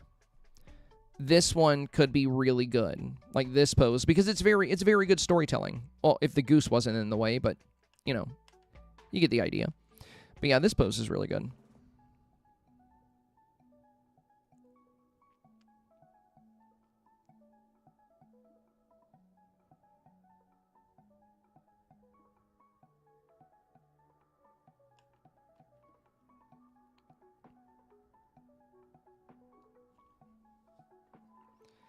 Well, you don't even need the... So, Jojo, you don't necessarily need thunderclouds for the volcano thing. I think, you know, I talked about this in today's video as well. I think another good thing you can do for anger is just bright, sunny weather. You know, especially the sunset time of day. So, you wouldn't even necessarily need to worry about bringing in, like, lightning. I do think lightning could be really cool, though. Especially since we have the new lightning clouds. But when it comes to... an anger build, sunny weather, like, kind of like what they did in this demonstration photo. You know, they kind of showcase it here. This is midday, this is rain, and then this is sunset. So they're using the golden hour to make this more saturated and make it feel a bit more fiery. So you don't necessarily need to have different weather if you do a fire build. You could always cosplay Anger himself and just have the sunset weather just to make it feel hotter and warmer. So the weather here could just be very hot, you know, because that's weather. Like, a heat wave is hot weather. So even that could work. It's just not, like, I think, as distinct due to the way they wrote out the challenge. Since they said sunny like joy and rainy like sadness, they gave two very clear weather examples. So on this, you'll always run the risk of some voters potentially just being funny about it. And on this one, we don't have a villager to actually feature. So, you know, you could cosplay the villager, or you could just have your own kind of outfit and design. I still feel like they're both good options, though. I feel like anger builds can be a lot of fun, especially... I think we will see several of these, because people have been dying for a reason to use this new volcano stuff. It's so cool. The new volcano stuff is really cool. I just think the safest options in general, which again, that doesn't mean there's really a reason to not do this. I just think sadness is super safe, because it's super obvious, you know, rain, little sadness. You actually have the character in the shot. We have clothes just for sadness. They gave us this rainy house right when we got this challenge. We got the new rain clouds, and voters like seeing new stuff a lot of the times. So if there's new items in the game, building them into your snap can sometimes be great. And then for joy, you know, you'll just get a really high beauty factor, which voters tend to eat up. They love sparkly, shiny, so they love rainbows. And the sunset lighting historically has done really well with Dream Snaps, and you have access to a character. So that's why I think joy and sadness are safer. But there will be tons of anger snaps that get 4K, and there will likely be anxiety snaps that get 4K. There will likely be fear snaps. I think fear will be a little bit more rare, but I think fear could be really fun. I think for anxiety, I would love to make an anxiety snap myself. You know, I feel like that would be a really fun one to do because we have the anxiety squirrel. And I really, really like the... Let me go to the item real quick.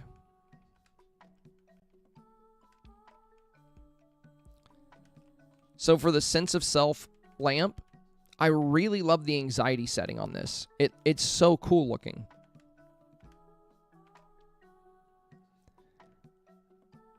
So a fun, chaotic, or stressful scene posing with the anxiety squirrel, I think could be super, super fun.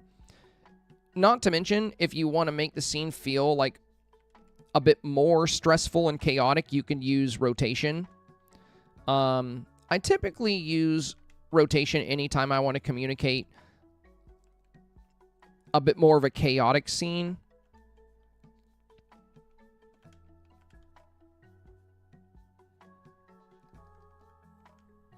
So, you know, you can have a lot of chaos going around or going on. And then you give yourself a little bit of a tilt on the shot.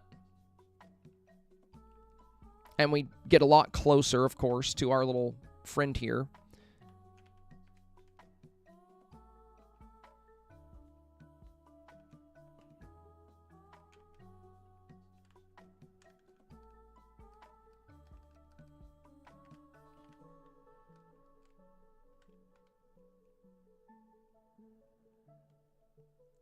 I definitely think there are some really fun ways to do this, though.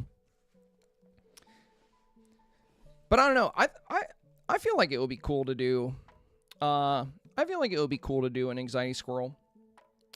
Nor Gusby says, let's just admit that most voters are basically kids. Think the joy ones are going to be safe. I don't want to go through Cozy Dreams all over again.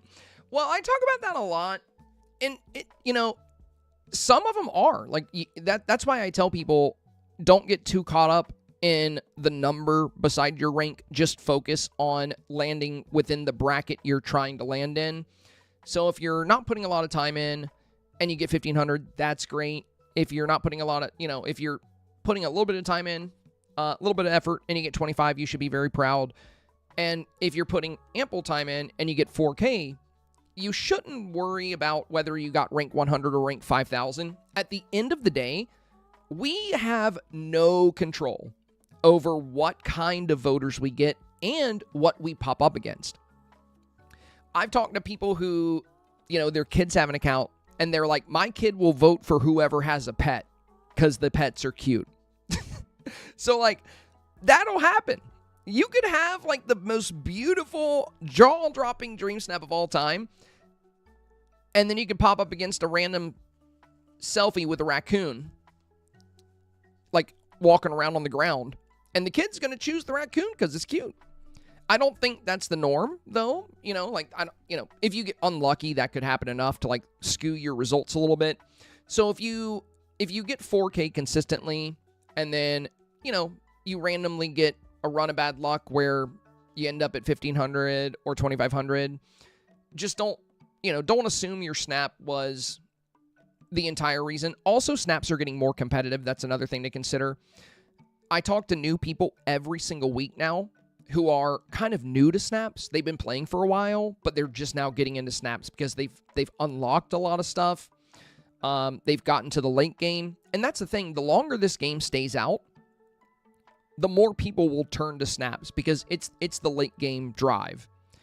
Once you've finished your quest and you've unlocked your areas and you've done a lot of decorating, it's really the only thing that's fresh and new week after week after week. So it's what keeps a lot of people playing. And people that are good at snaps are not likely to leave. So people that are new at snaps are going to, they're going to learn and they're going to grow. And the amount of competition is climbing while Gameloft is quietly reducing the brackets. So, back in the day, everybody in the top 7.5% got 4K. But with the Cinderella update, that has plummeted down to the top 4%. That's thousands and thousands less people each week getting 4K. Just cut right off the top there. And then more and more players are coming in. And I think when it comes to a snap challenge like Cozy Dreams, the dangerous thing with challenges like that make them a bit tougher is that it's a challenge everybody was kind of excited for. There was a huge turnout for that one. Like when we look at Crafted with Care, for example, a lot of people didn't really like that challenge. They didn't really put that much effort in. They didn't care that much. But I saw about 10 times more excitement over Cozy Dreams. And I saw so many good Cozy Dreams submissions. There were a lot of them out there. Whereas for Crafted with Care, it was really hit or miss. There weren't quite as many really good ones out there. So yeah, kids play a factor, but also your average selfie submitter, it might not even be a kid. There's a lot of people out there that just don't really put time or effort into snaps. They're not that far along in the game. They'll submit whatever just to get 300 or 600 moonstones. And if they don't have time to work on a dream snap, they're not going to have a lot of time to vote either. So when they open up the voting tab to get their 50 moonstones that week, they're not going to skip, and they're not going to spend a lot of time thinking about it. They're going to choose their favorite of 2 pictures, and they're going to keep it moving. And the truth is, that's the majority, I think. Those of us that put a lot of time and effort into snaps, you can tell we're not the majority when you vote. Because it's actually pretty hard to find really good snaps. You have to vote for quite a while. Each week, I've been making a member exclusive video for YouTube where I just record myself voting and talking about what I find. But I always try to find 10 good photos just for the video. So I gotta vote for a while to find 10 good shots. So yeah, the people that put a lot of time and effort in, we're definitely a smaller percentage. So I think that's one thing that messes some people up when it comes to voting. That's why when I do my snap reviews and when I give snaps advice, I'm not necessarily telling people what I think is better. I'm not telling people what I find more beautiful. I'm telling them what I see the average voter consuming. What do they seem to like the most? And I reach these conclusions because since the beginning of Dreamsnaps, I've done all the challenges. And every Wednesday, once voting ends, I share my submission on Facebook, and I get hundreds of comments of people sharing their results and their submission. And it lets me see every single week what is performing the best, what is doing the best. And then I see the same thing in my Discord server. And on stream as well, when we get results, we'll usually host a secondary review phase where people that got Dreamsnap reviews but fell short of 4K can send me their snaps and we can talk about what they could do to be more competitive. And doing that week by week for so long, I've developed a really good understanding of what the average voter really prioritizes. There are always going to be exceptions. You don't even know if you're going to land on the average voters. You might get the Dreamsnap enthusiasts. You might get the picky voters. You might get the people that want you to do exactly everything the theme said. There's no way to know for sure. So the best way to prepare yourself, to give yourself the best shot at 4K is to try and build a snap that appeals to everybody. Which is impossible to a degree, but at least most people. So you want to appeal to the speed voters. You want to appeal to the people voting on small screens. That's why being close to the avatar or highlighting your subjects very well is good. You're not telling them, oh, you have to enlarge this to see what I did. You want your Dream Snap to be very vibrant. You want it to pop. You want it to really stand out in that voting phase. Because most of the time, people make their mind up within the first few seconds of seeing the 2 Dream Snaps pop up. So if you can be the first to capture attention, and if you can have great detail in your scene and great composition, you're very likely to win a majority of your matchups. Some weeks you might get unlucky and you might pop up against really good snaps early on, and then, you just don't get the traction. So you end up getting 1500 with a 4K snap. And if you would have popped up against other stuff, you definitely would have got 4K. Which is another reason why I tell people, if you have a bad week every once in a while, don't beat yourself up over it too much. Just look for more ways to get competitive. That way, if you do pop up against really good snaps again, you'll have a better chance.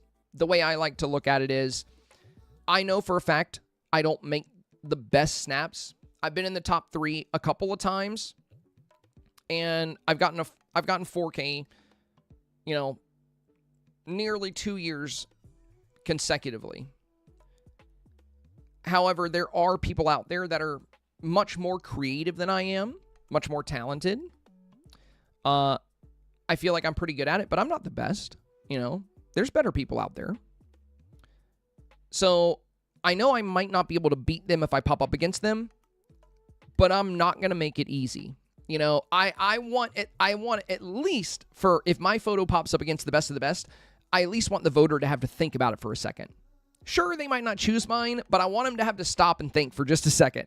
So that's my concept. That's my theory, is build your snaps to where hopefully, even if you pop up against the best ones out there, you're proud of it. So even if it doesn't get the results you're hoping for, you're still feeling really good about what you made. You're proud of the snap. And even if you don't get 4K, you can sleep at night knowing that for sure it must not have been that easy of a choice. They at least probably appreciated my snap, but I popped up against good stuff, Beyblade said, real. One of my favorite snaps I ever did was 2500. Yeah, and that's funny, Beyblade, because you're one of the high-end players, You're very commonly in the top 100.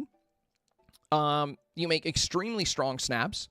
So you're incredibly talented when it comes to snaps. And it's funny. I feel like whenever that does happen, it's usually the ones we like the most. Like, you'll make a snap that you're so proud of, and you're like, this is it. I can feel it. This one is rank 1 potential. This is going to be my best snap ever. And then it doesn't even get 4K, and you're like, bro, what in the actual heck just happened? It's so weird, dude. It's so weird. So yeah, I just try to make them as good as I can. And, if I get a run of bad luck, it is what it is. Try to avoid going into that mindset of blaming the system. I see it a lot. There's a lot of people, when they don't get the results they're hoping for, instead of looking for ways to get more competitive, they pretty much just say, well, Dreamsnaps is broken. For some reason, nobody saw my photo, or for some reason, I didn't get visibility. It must be the algorithm. And I'm like, I feel like you got to have a bit of an ego to feel that way. Do you really think there's no Dreamsnaps out there capable of beating you?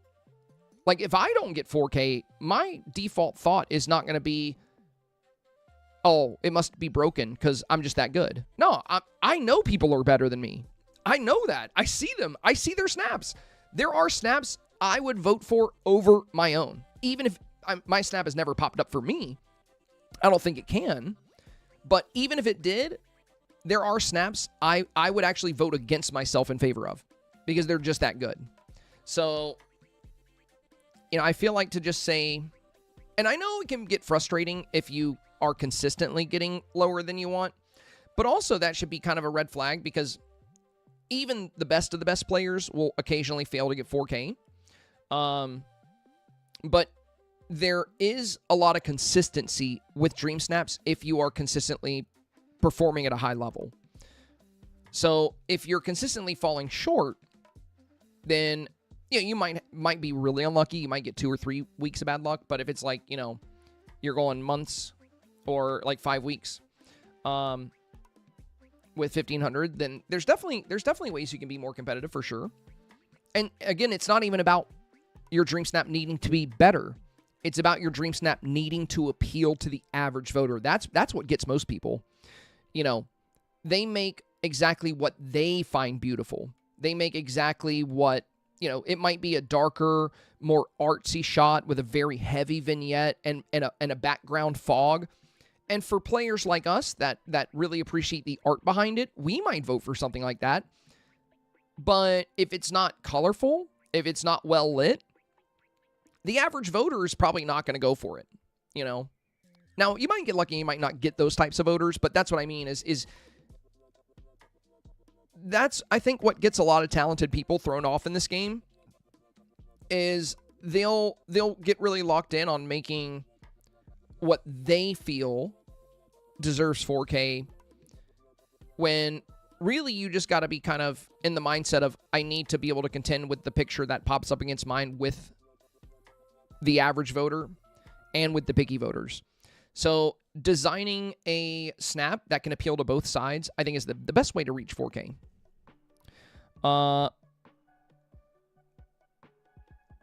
Beyblade says, I don't have an ego, but I'll get butthurt a little, and then I'm interested to see what ranked. Well, yeah, I mean, to be fair, though, even if you did have an ego, I wouldn't blame you. You do really good in snaps. You do a great job. But yeah, I don't think you do. I don't think you do. I'm more discussing, like, some of the conversations I've seen online, not really discussing anybody in particular. But I've seen, like, a lot of videos and a lot of threads and forums of people basically just going on and on about how Dreamsnaps is broken because they see snaps that are worse than theirs that did better. But, at the end of the day, voting's not entirely fair. I don't think it's broken. It's just not fair. You don't know who you're going to pop up against. You don't know what kind of voters you can get. And like we said, there's literal children out there that'll just vote for the picture with the fox because they like foxes, So that's just how voting is. Kirsty, I think it's going to be such a fun week. Can't wait for the reviews. Yeah, we're starting tomorrow. So this will be the first week ever that we've actually started our reviews on a Friday instead of waiting for Monday. And the main reason why is because this past Monday, I ended up streaming until midnight, so I cannot do that again. So yeah, I'm gonna try to get things rolling early this week. I do want to play some Pokopia tomorrow, though. I was gonna play some today, but I'm under the weather today, not feeling my best, so I don't know if I have it in me to do 2 streams today. Baby said, wait, starting tomorrow? Oh my god, LOL, no more midnight streams. Let's hope. Let's hope. Nora says, I'm a photographer in real life. It's making me anxious that for 3 months I couldn't get 4K for once. I'm doubting my skills at this point. No, I'm sure, dude, as a professional photographer, I'm sure you're extremely talented when it comes to designing your snaps. And I feel like for sure they deserve 4K. I think, if you've been falling short of 4K for a little bit, I think really it's probably just what we were discussing with the average voter. You have to appeal to them. That's the tricky thing. And a lot of the times I don't even want to, but it's just the safe way to play snaps. Because even the picky voters like the shiny, sparkly stuff. Like, they'll still go for it. But the average voters just eat it up. They absolutely eat it up. And that's why so many of my snaps are, they're very saturated, but not to the point to where colors bleed together. They're very detailed. I always try to fill out my sky somehow, whether it's with trees, fireflies, aurora, but I try to make sure the photo is full. You know, and even if there's an opening, I try to make sure it's detailed with like a pathway. So making sure the shot is very detailed. High levels of lighting. I usually use golden hour, and since you're a professional photographer, you know exactly what I'm talking about. You know, getting that good sunlight casting into your scene, and just having very rich, very vibrant colors, a very clearly defined avatar. Because, again, the other thing you have to consider is there's a lot of voters that are just here for their 50 moonstones, in and out, just like that.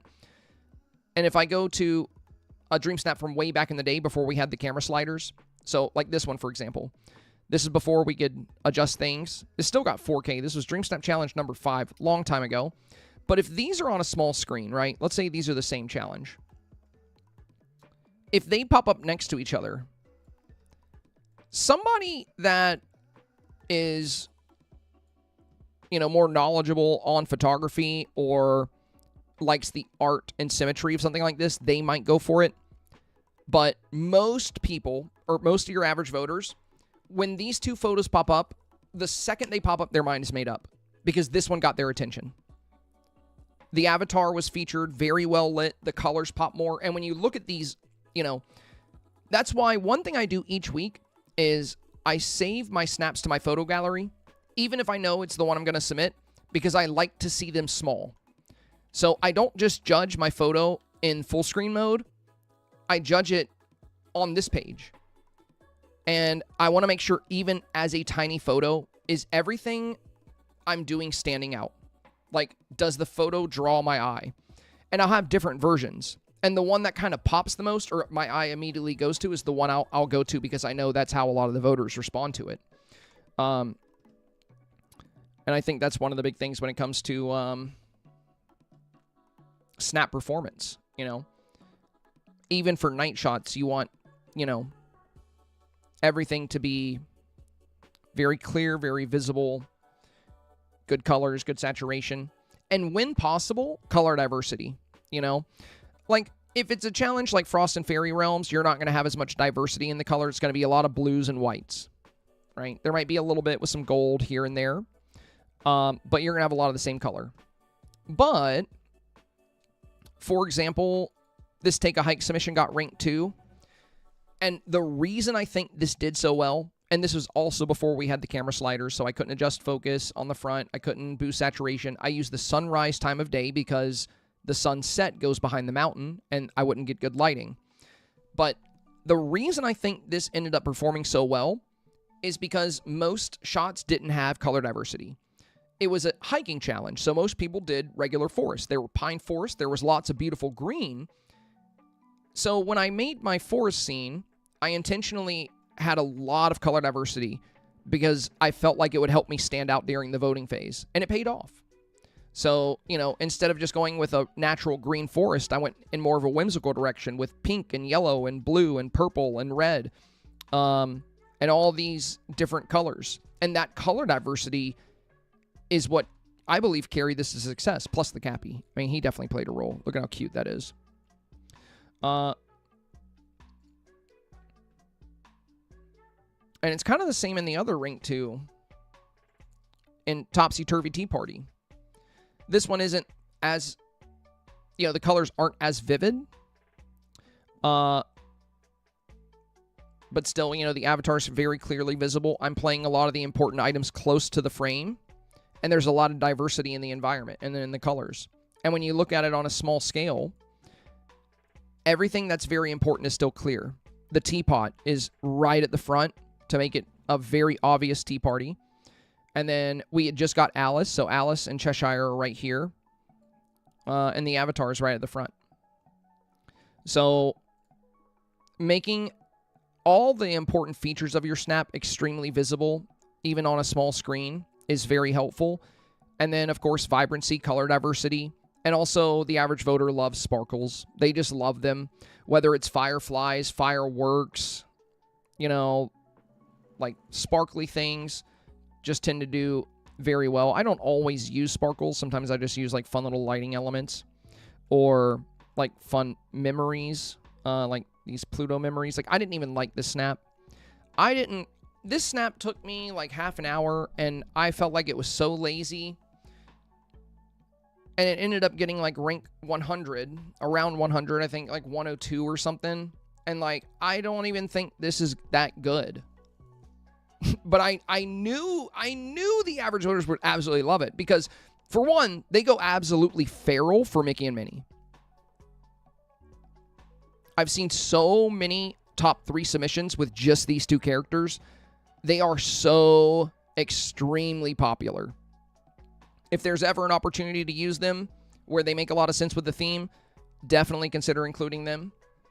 The only thing that actually took time and effort in this entire photo was getting Figaro beside Minnie playing with the ball, which is so cute, by the way. Also, Nana looks like she just got back from Vietnam. But yeah, it was, I think, the color diversity and the balloons, the rainbow for the, you know, shiny effect, and then just featuring Pluto right at the front with Mickey and Minnie. But I didn't think this was that good. But I had a feeling it was going to do really well. So that's kind of, you know, when I do the Dreamsnap reviews, that's kind of the driving factor behind the advice I give. It's never about what I like, because what I like is more like this. Like, this is one of my favorite snaps of all time. And this Dreamsnap did get 4K, but it ranked around like rank 5,000 or 6,000, whereas that's, you know, well below my average, even though it's one of my favorite snaps of all time. But the reason it didn't do as well as many of my others is because it doesn't have much color diversity, and it's also way more complex. Whereas a snap like this gets like rank 112, I'm not very proud of this. Like this, I don't think this is that good. But everything was way closer to the scene. And like there's no depth of field really. You know, like the trees are right up against the background. It's got good composition with like Cheshire and the rainbow in the back and the silhouette on the avatar. There's a lot of beauty factors.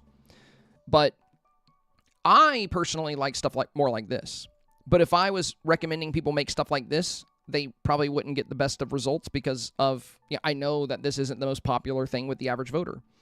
The avatar is a bit further away. She's kind of small. There's not a lot of color diversity. And you really need to enlarge this photo to truly appreciate it. Like, if you look at this on a small screen, it doesn't look very good. But when you enlarge it and you look at the details, like the vines hanging over the billboard, the grass growing out of the fountain. This was Nature Takeover, and it was all about nature reclaiming land. And I thought it was so cool to do like almost a post-apocalyptic town where nature had reclaimed the environment. And, you know, we even have like the Tower of Terror, like, you know, over here in the top corner, the vines hanging off the trees. There's this like giant root back here.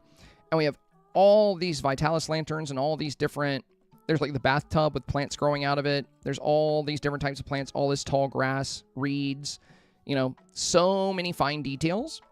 So I love stuff like this. Like, this is my favorite kind of snap to make. But I also know they sometimes won't perform as good. But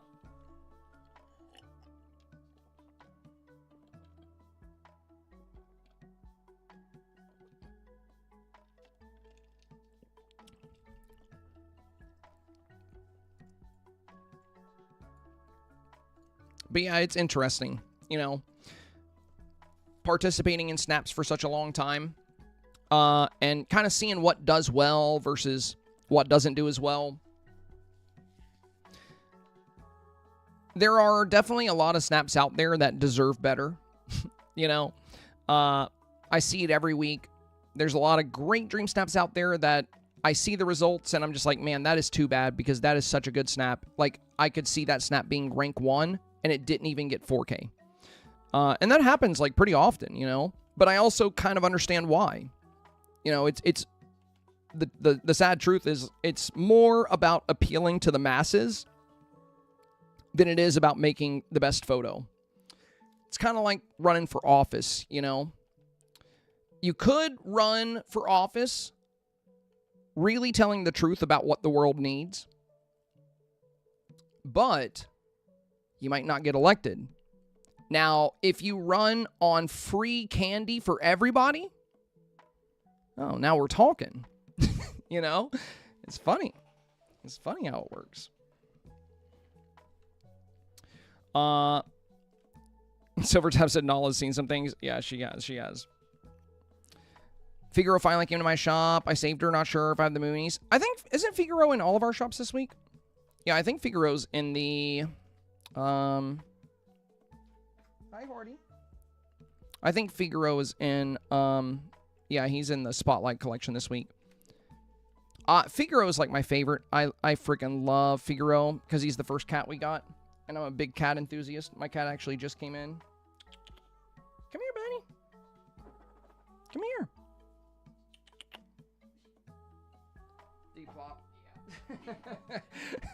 He's like, nope. You're not putting me on the camera. Sunshine said maybe highlight the Vitalis lantern in my sadness snap. We're all just standing there mourning the loss of the lamps. That's actually pretty funny.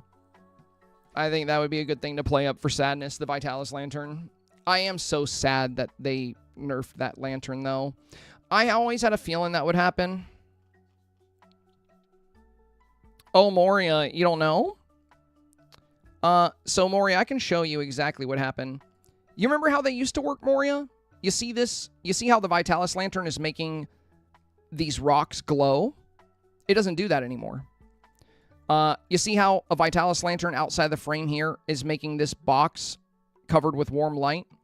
And it's making this cheese and this cheese glow? Yeah, I use them. I use them pretty much for every snap I ever make for years. But yeah, we have one back here. We get the warm glow. That doesn't happen anymore. All the Vitalis lantern does now is just have a yellow haze like most of the other lights. So I was always worried because that's how it's always worked in the valley. The Vitalis lantern only glowed properly on floating islands and indoors. But yeah, if I place one here, you'll notice it's not making the grass glow. And if I put items around it, it won't make those glow either. So I think a crate would be good because I have a picture of one against that crate. But like, let's put a crate right here.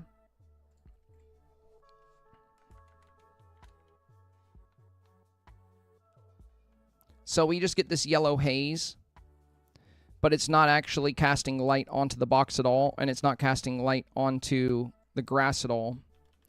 So now it's just a fuzzy yellow light, which is kind of the same as many other lights in the game. Oh, I wonder if... I don't think this is casting light either, but I'm going to check. Because there was another light that did the same thing as the Vitalis lantern, but it only works after 6 p.m. I'm going to see if that one's broken too. I think it is. I think they're all... I think none of them work this way anymore, but we're going to find out real quick. I've been meaning to check this.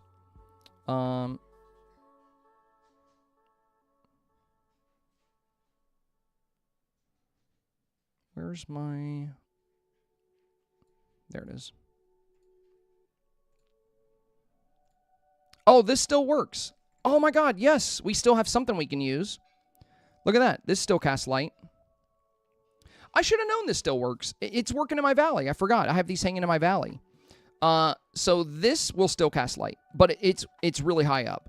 So it works good with dragons, though. Check this out. Check this out. So these still cast light. That's nice. That's nice. All right. If I equip a dragon, right?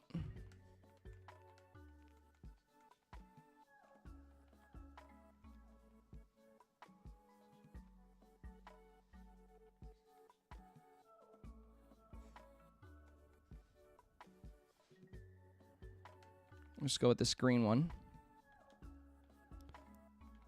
And I'll get an item to push my camera up so we can see him a little bit better.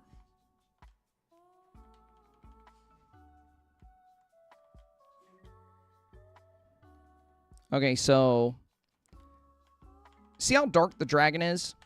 And even if I boost my character lighting, it will not affect the dragon. And my character light is bugged right now anyway. I got to restart my game to get it back. I love this game. But if I come over here, since that light is high up, it will cast on the dragon, and it will look pretty dang good. It's also casting on this table beside me. So yeah, if you guys are still looking for something to cast light, this is an option. I'm trying to move it over to the... There we go. I'll put one there.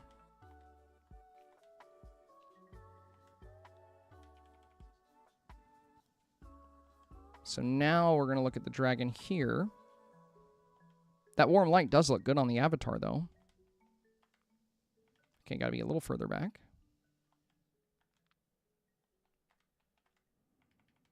A little further. Might get away from the light, though. Oh, I can move the light further in, actually.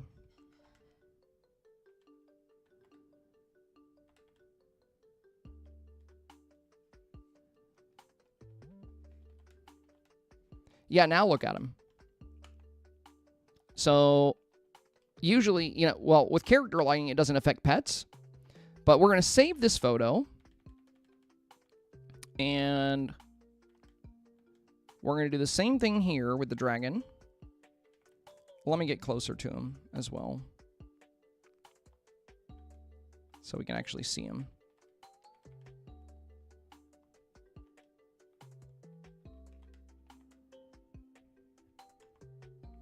Oh, without the rain. Sorry.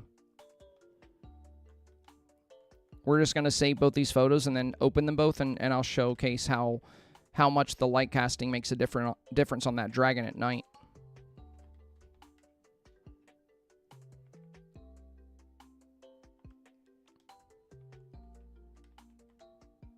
Okay, there we go. All right, we saved this one. Okay. Now we go to photos. God, my foot feels like it's on fire right now.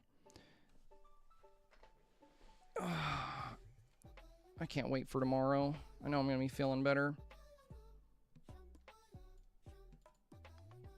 Yeah, that's a crazy difference. Look at this.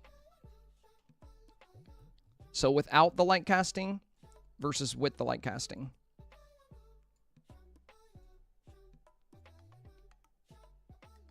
So the Vitalis lantern used to do this on the ground, which is awesome. So Silver Tab, yeah, anything that casts light inside should do it outside as well. The problem is most lamps can't be placed outdoors. The Mulan one is kind of bugged. It's not supposed to be able to go outside, but you can put it on a table for some reason.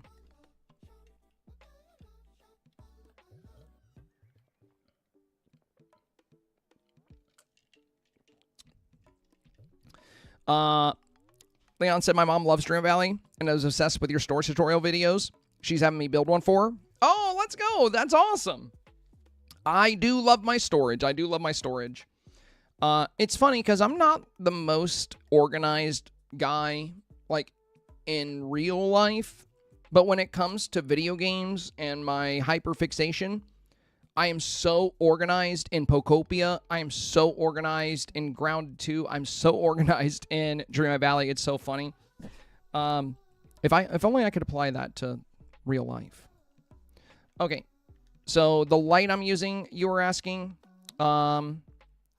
this one you can find under the Mulan tab, and it's called the Red Hanging Lantern. And if we go to lights, let me reset filters here. So yeah, Red Hanging Lantern is the light I'm using there.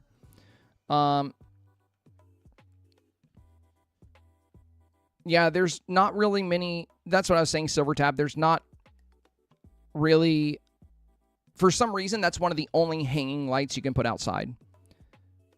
Actually, I think it's the only one.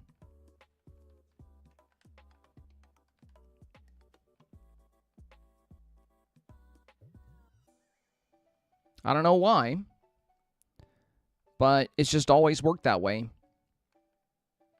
Yeah, there's no other lighting options there. Also, it doesn't even show up under lighting, by the way. The red hanging lantern will not show up under here. I'm going to favorite it, actually, so I don't have to go hunting for it all the time, because I'm going to start using that instead of Vitalis lanterns. It's not the best replacement, but at least it's an option. I really hope they fix the Vitalis lantern, though. I've always been worried that it would break, because this is how it's always worked in the Valley and in DLC regions. It would only cast light on floating islands. So yeah, let's favorite you so I can use you more. But yeah, super useful for anything you might want to detail up high. Like, I mean, you know, I've actually got a few snaps using these. You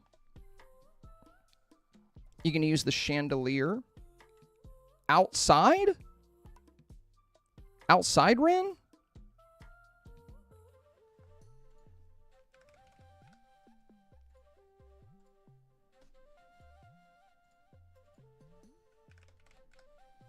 Does it show up?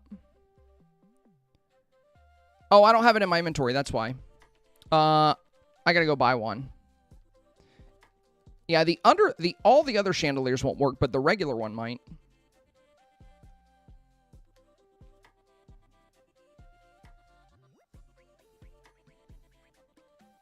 Yeah, it would require a large table. Yeah, see, here's the red lantern here. That's why this gazebo looks so good.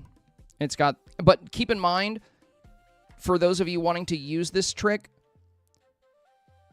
the chandelier and this will only work for this light after 6 p.m. After 6 p.m. And changing your time offset will not change that. So keep that in mind.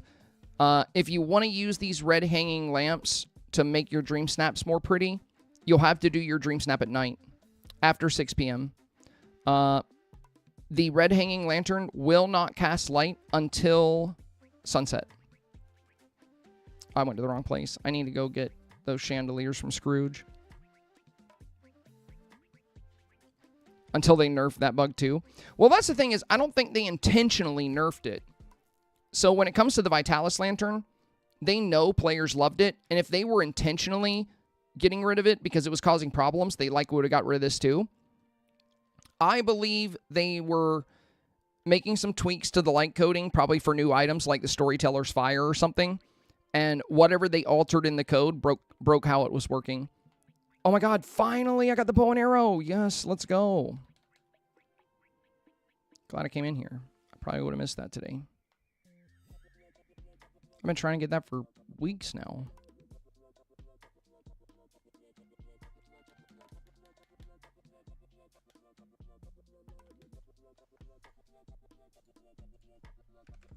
Yeah, I need to buy a bunch of these anyway because I use them all the time. Oh, I should buy this one too.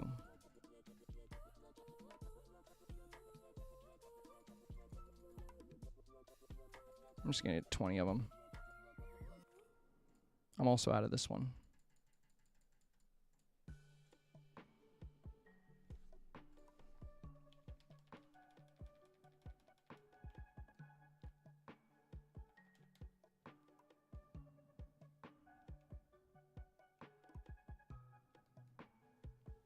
Oh, the new puzzle. I'll probably do that tomorrow. Or not tomorrow because we have reviews, but I'm not going to be on much longer because I'm about to go get some rest. But I probably won't do the puzzle today.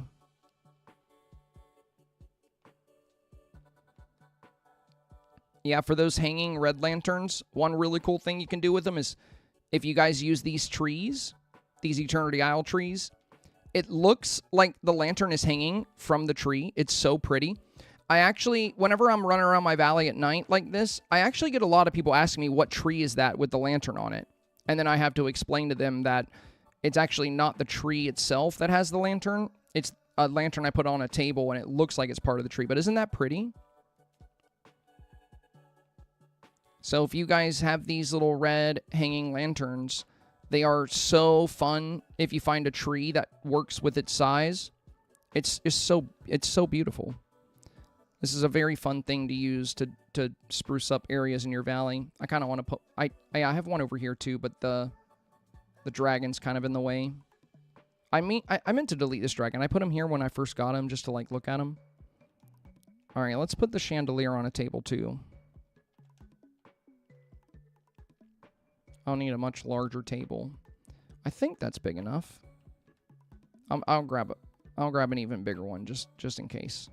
I'm gonna grab the big Seaside Royal table. That one's huge.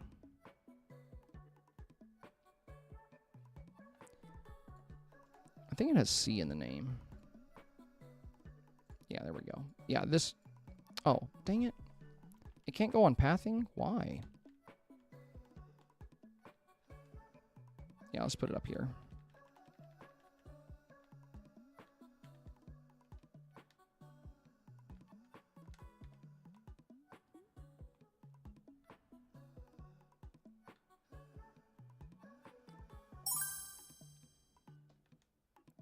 Hey, Spin. Thank you for the follow, my friend. Welcome to the stream. Welcome, welcome. I wonder if the Chandelier of the Deep will work as well. Oh, it will.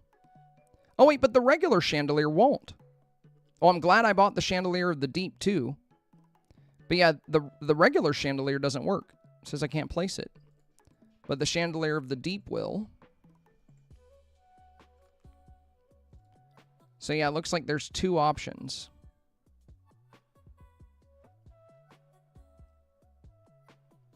I wonder why this one works, but the chandelier, but the regular chandelier won't.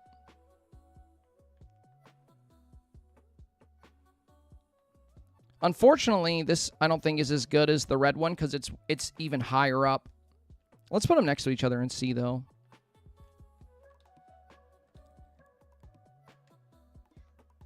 And I think I'm going to go ahead and favorite this one as well, since it can be used this way. I always favorite Dreamsnap stuff, like rainbows, Vitalis lanterns, rest in peace, fireflies, imagination generator, fireworks. It might not be that much lower. Okay, it is. It is. It is a little lower. So this one, I think, is going to be a little bit more impactful. But this is a good alternative. I guess that's it, though. Those are the only two.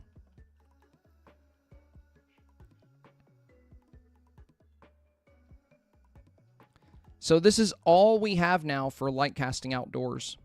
This is it. The Vitalis lantern is gone.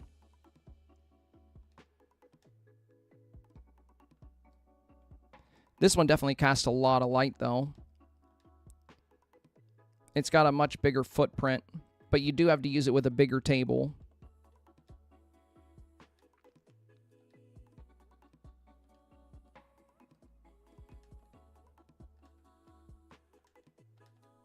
There we go.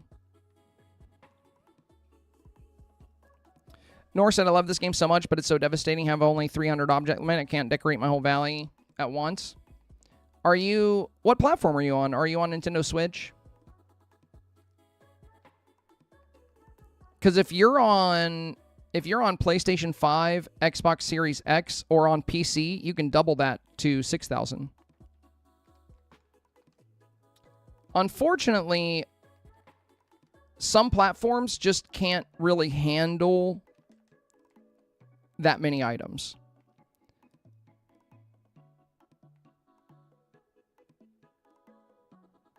Like in a game like Animal Crossing, where you have a smaller island than this, you know, you can completely fill it up. But in Dreamlight Valley, with the game having to render everything at once, well, there's also distance render, so it won't render everything at once, but it's a lot for the game to track, so it takes a lot of processing power.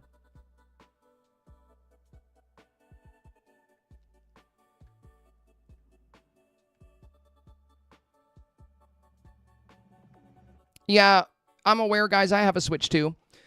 I'm asking them if they're on Switch. When I say Switch, I mean Switch. If I'm referring to Switch 2, I'll say Switch 2. But that's why I'm asking them if they're on Switch.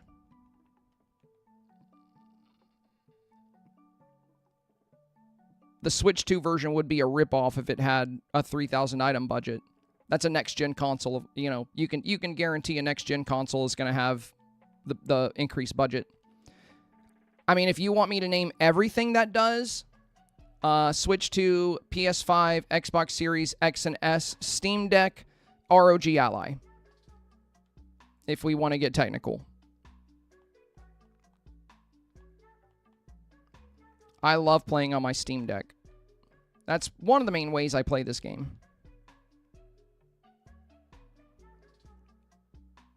But yeah, I'm more or less asking if they're on Switch.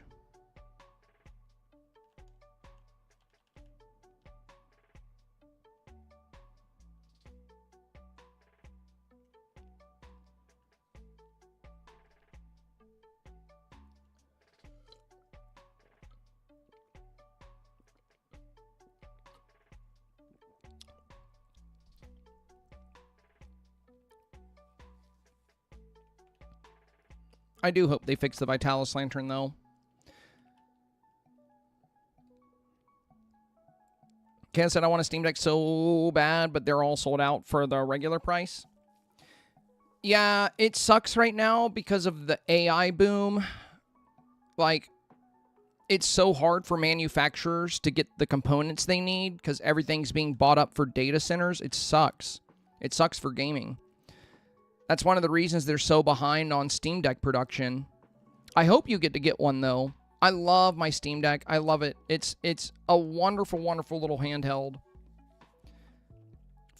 I like it more than my Switch 2, but my Switch 2 is for Pocopia. And I can't really enjoy that on a Steam Deck, so. But for Dreamlight Valley, I love my Steam Deck. I'm on Switch, unfortunately. If I get Switch 2, can I log into my save? Yep, you can. If you get the Switch 2, you can log on to your save from any other platform. You used to not be able to log into your save from PlayStation to other platforms, but they did finally fix that.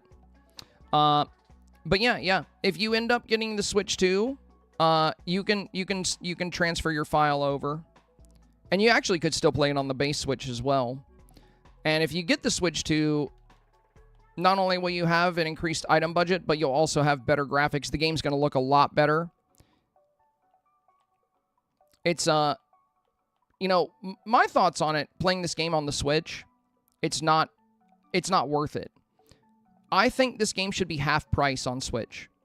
Because it's crazy to me that people on Switch are paying the same price I'm paying for this game.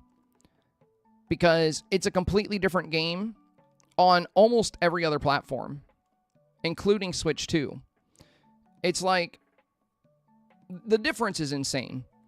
On the base Switch, the graphics are on low. So the resolution scale is 1.0. Right now I'm on ultra high, but on Switch it would be like PC low.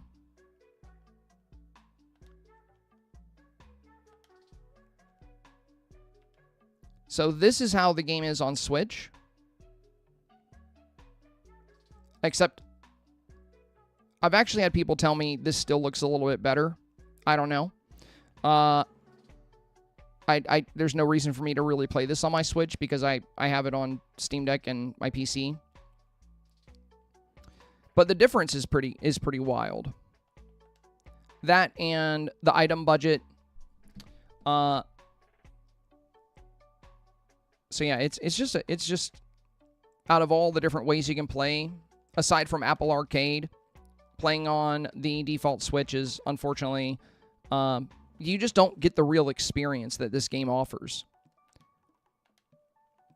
Because, I mean, this is an absolutely breathtaking game. That's one of the reasons I really enjoy Dreamlight Valley, and one of the reasons I really enjoy Dreamsnaps is I've played a lot of life sims, you know. I've done a lot. I've been doing a lot with Pocopia. Man, I wish I had been able to stream on time today. I would have loved to have shown you guys what I've been working on. Well, I might pop on the game for a second to show you guys before we leave. I went from OLED to Switch 2. The difference was insane and kind of startling. Well, I'm glad you got one. I'm glad you got the Switch too, because yeah, it's a much better experience. And especially if you're a Dreamlight Valley enthusiast, like if this is one of the main games you play, and you're still on Switch, I highly recommend, you know, even if you have to set aside a little bit each month or save up for a little while, sometimes, you know, we convince ourselves that we shouldn't get ourselves nice things or, you know, spend money on gaming. But the way I look at it is, if you get a lot of joy and a lot of escapism from your gaming hobby, it's a very healthy thing to invest in when possible. So if there's any way you can save up over time and get either a Steam Deck or a Switch 2, if you want to stay handheld, I highly recommend it if you're a huge fan of this game, because it's a completely different experience. Not to mention you have the mouse mode as well. Mouse and keyboard for this game, for the most part I play on controller, but when it comes to decorating, switching over to mouse is so nice. Like, look at how fast I can lay path. Usually you have to, you know, tap A million times. We need a paint fill option for this too. But yeah, decorating is really nice with mouse and keyboard. It's very easy and fast to relocate things. And laying path becomes extremely simple as well.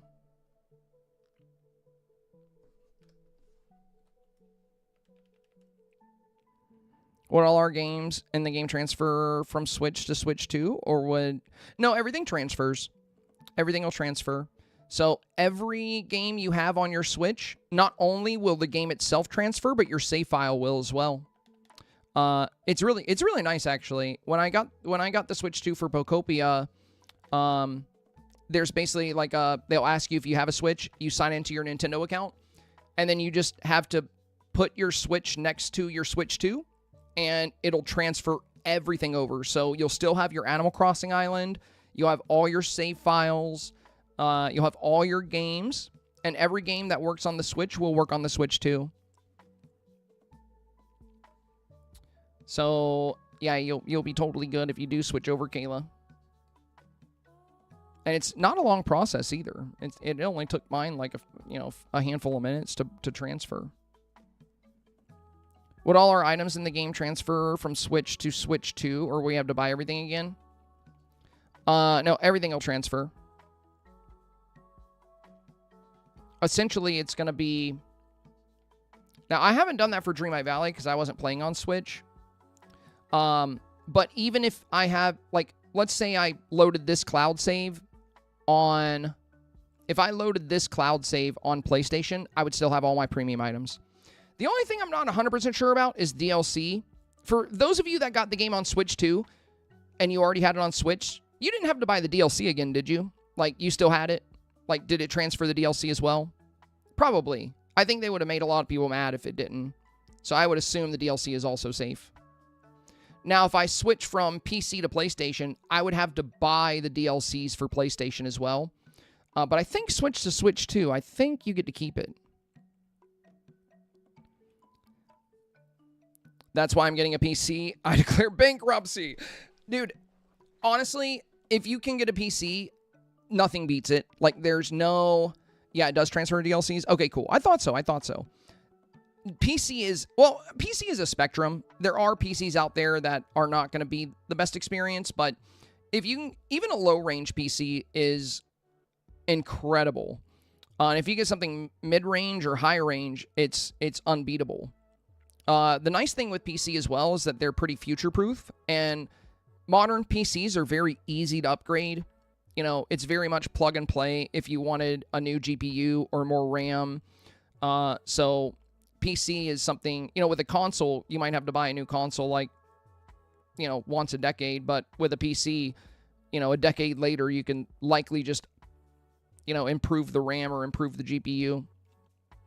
The other nice thing about PCs, they're an investment, right? Like, you have to drop a good chunk of change to get the PC initially, but it's so much cheaper to game on a PC because there's no monthly membership. Like, you know, with Nintendo, you got to pay the Nintendo Live, With Xbox, it's Xbox Live. You know, you got to pay that monthly or yearly fee to be able to play online. No such thing for PC. On top of that, Steam is the best game distributor. I am so in love with Steam. There's very few corporations and companies that I fanboy over, but the way Steam treats their people, the way Steam treats their customers, their customer service, everything is... There's even a meme, like a long-running joke about Steam, how far Steam will go if somebody hacks your Steam account. Like people joking around about how they'll get assassinated because like Steam takes it so seriously. And games are so much cheaper most of the time because they have the spring, summer, fall, and winter sales, which are usually, there's tons of good deals. And on PC, you get access to a much wider library of different games because it's harder for small developers to make their games on console and PC. It's much easier for them just to make them for PC. So there's so many great indie games out there, you know, that you can access on PC. And I love indie developers because they're usually, unlike EA or Ubisoft, they're not making games to rack up a ton of money. They're making games because they love gaming. So it's not all just about farming money off of their players with microtransactions. It's more about, you know, like think like Stardew Valley. Like that's such a phenomenal game. Now that's available on multiple platforms, of course, but it's a good example of what I'm saying about indie developers. Stardew Valley is one of the best games I think ever made. And Concerned Ape, you know, that was a passion project. Like they made it because they absolutely loved gaming and loved the concept of games like that.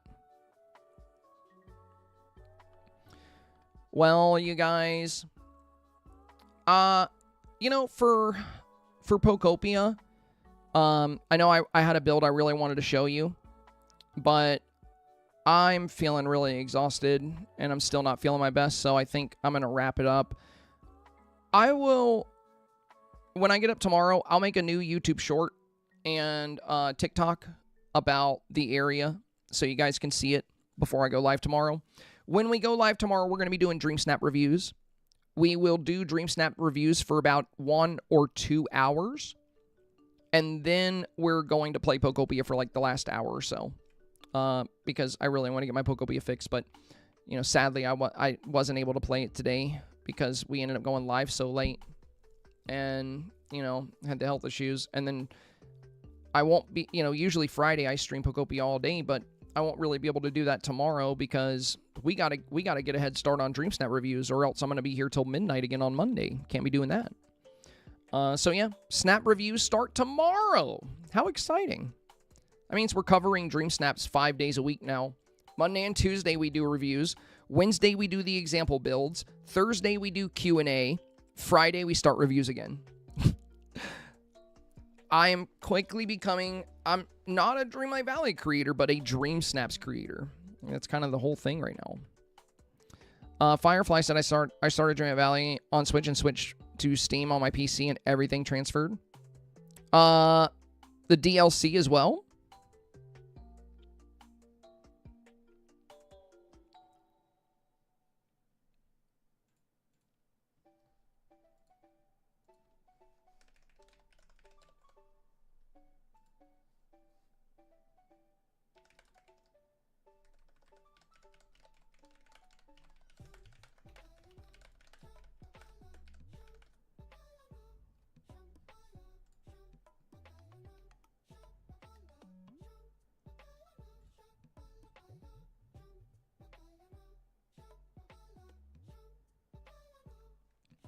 Yeah, because what I see here, it says, yes, you must purchase Disney Dreamlight Valley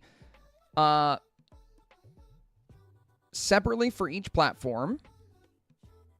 So you'd have to buy it on Switch, and then you would have to buy it on PC. DLC expansion passes are platform specific and must be repurchased if you want access to new areas on different consoles. So I haven't seen anything with this change. That's still what it says according to Gameloft. So Yeah, it says you have to purchase Disney Dreamlight Valley separately for each platform. And DLC expansions are platform specific and must be repurchased if you want access to the new areas. Now, you will keep your DLC furniture you've unlocked. You'll keep DLC characters in your valley.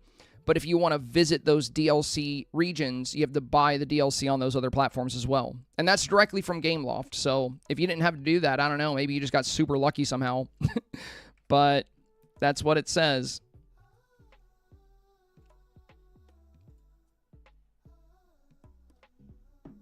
Now, for Switch and Switch 2, the reason I think that's different is because in a lot of ways it acts as the same console. It's just an upgraded version.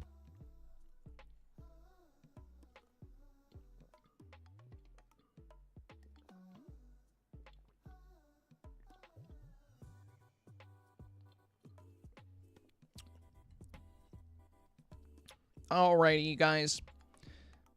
Yeah, sorry I had lower energy today. Tomorrow should be a bit better. I appreciate you guys hanging out. And thank you for the love on the goal as well, you guys. I knew today's stream was going to be a little bit shorter, so we had like half our usual goal today, about half. But you guys knocked it out pretty early on anyway and went well over it, so I appreciate that. 163 consecutive goals in a row on this stream. That is incredible. So thank you, you guys. Shout out to Pops. Shout out to Marie as well. Shout out to Belle. And shout out to Sarah Lilies. Really appreciate the love, you guys. Thank you, thank you. And YouTube fam, thanks for being here, you guys. As always, I appreciate y'all. I appreciate y'all. If you haven't seen the new video, check it out. Check it out. A full guide on these example scenes that I've created. And a lot of really good insight about this challenge is in today's video. So the video, if you haven't watched this yet, I highly recommend it. Even if you've already made your Dreamsnap, you might find a really fun item you may want to add to your build. I'm going to put the link in chat for you guys. So there's the new video. If you do go check it out, be sure to drop a like and a comment. Oh, and if you're on YouTube, be sure to drop a like on this stream as well.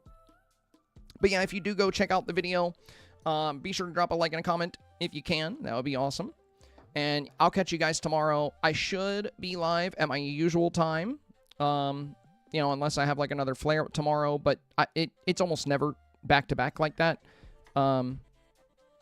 So, you know, knock on wood. Everything should be good tomorrow, I hope.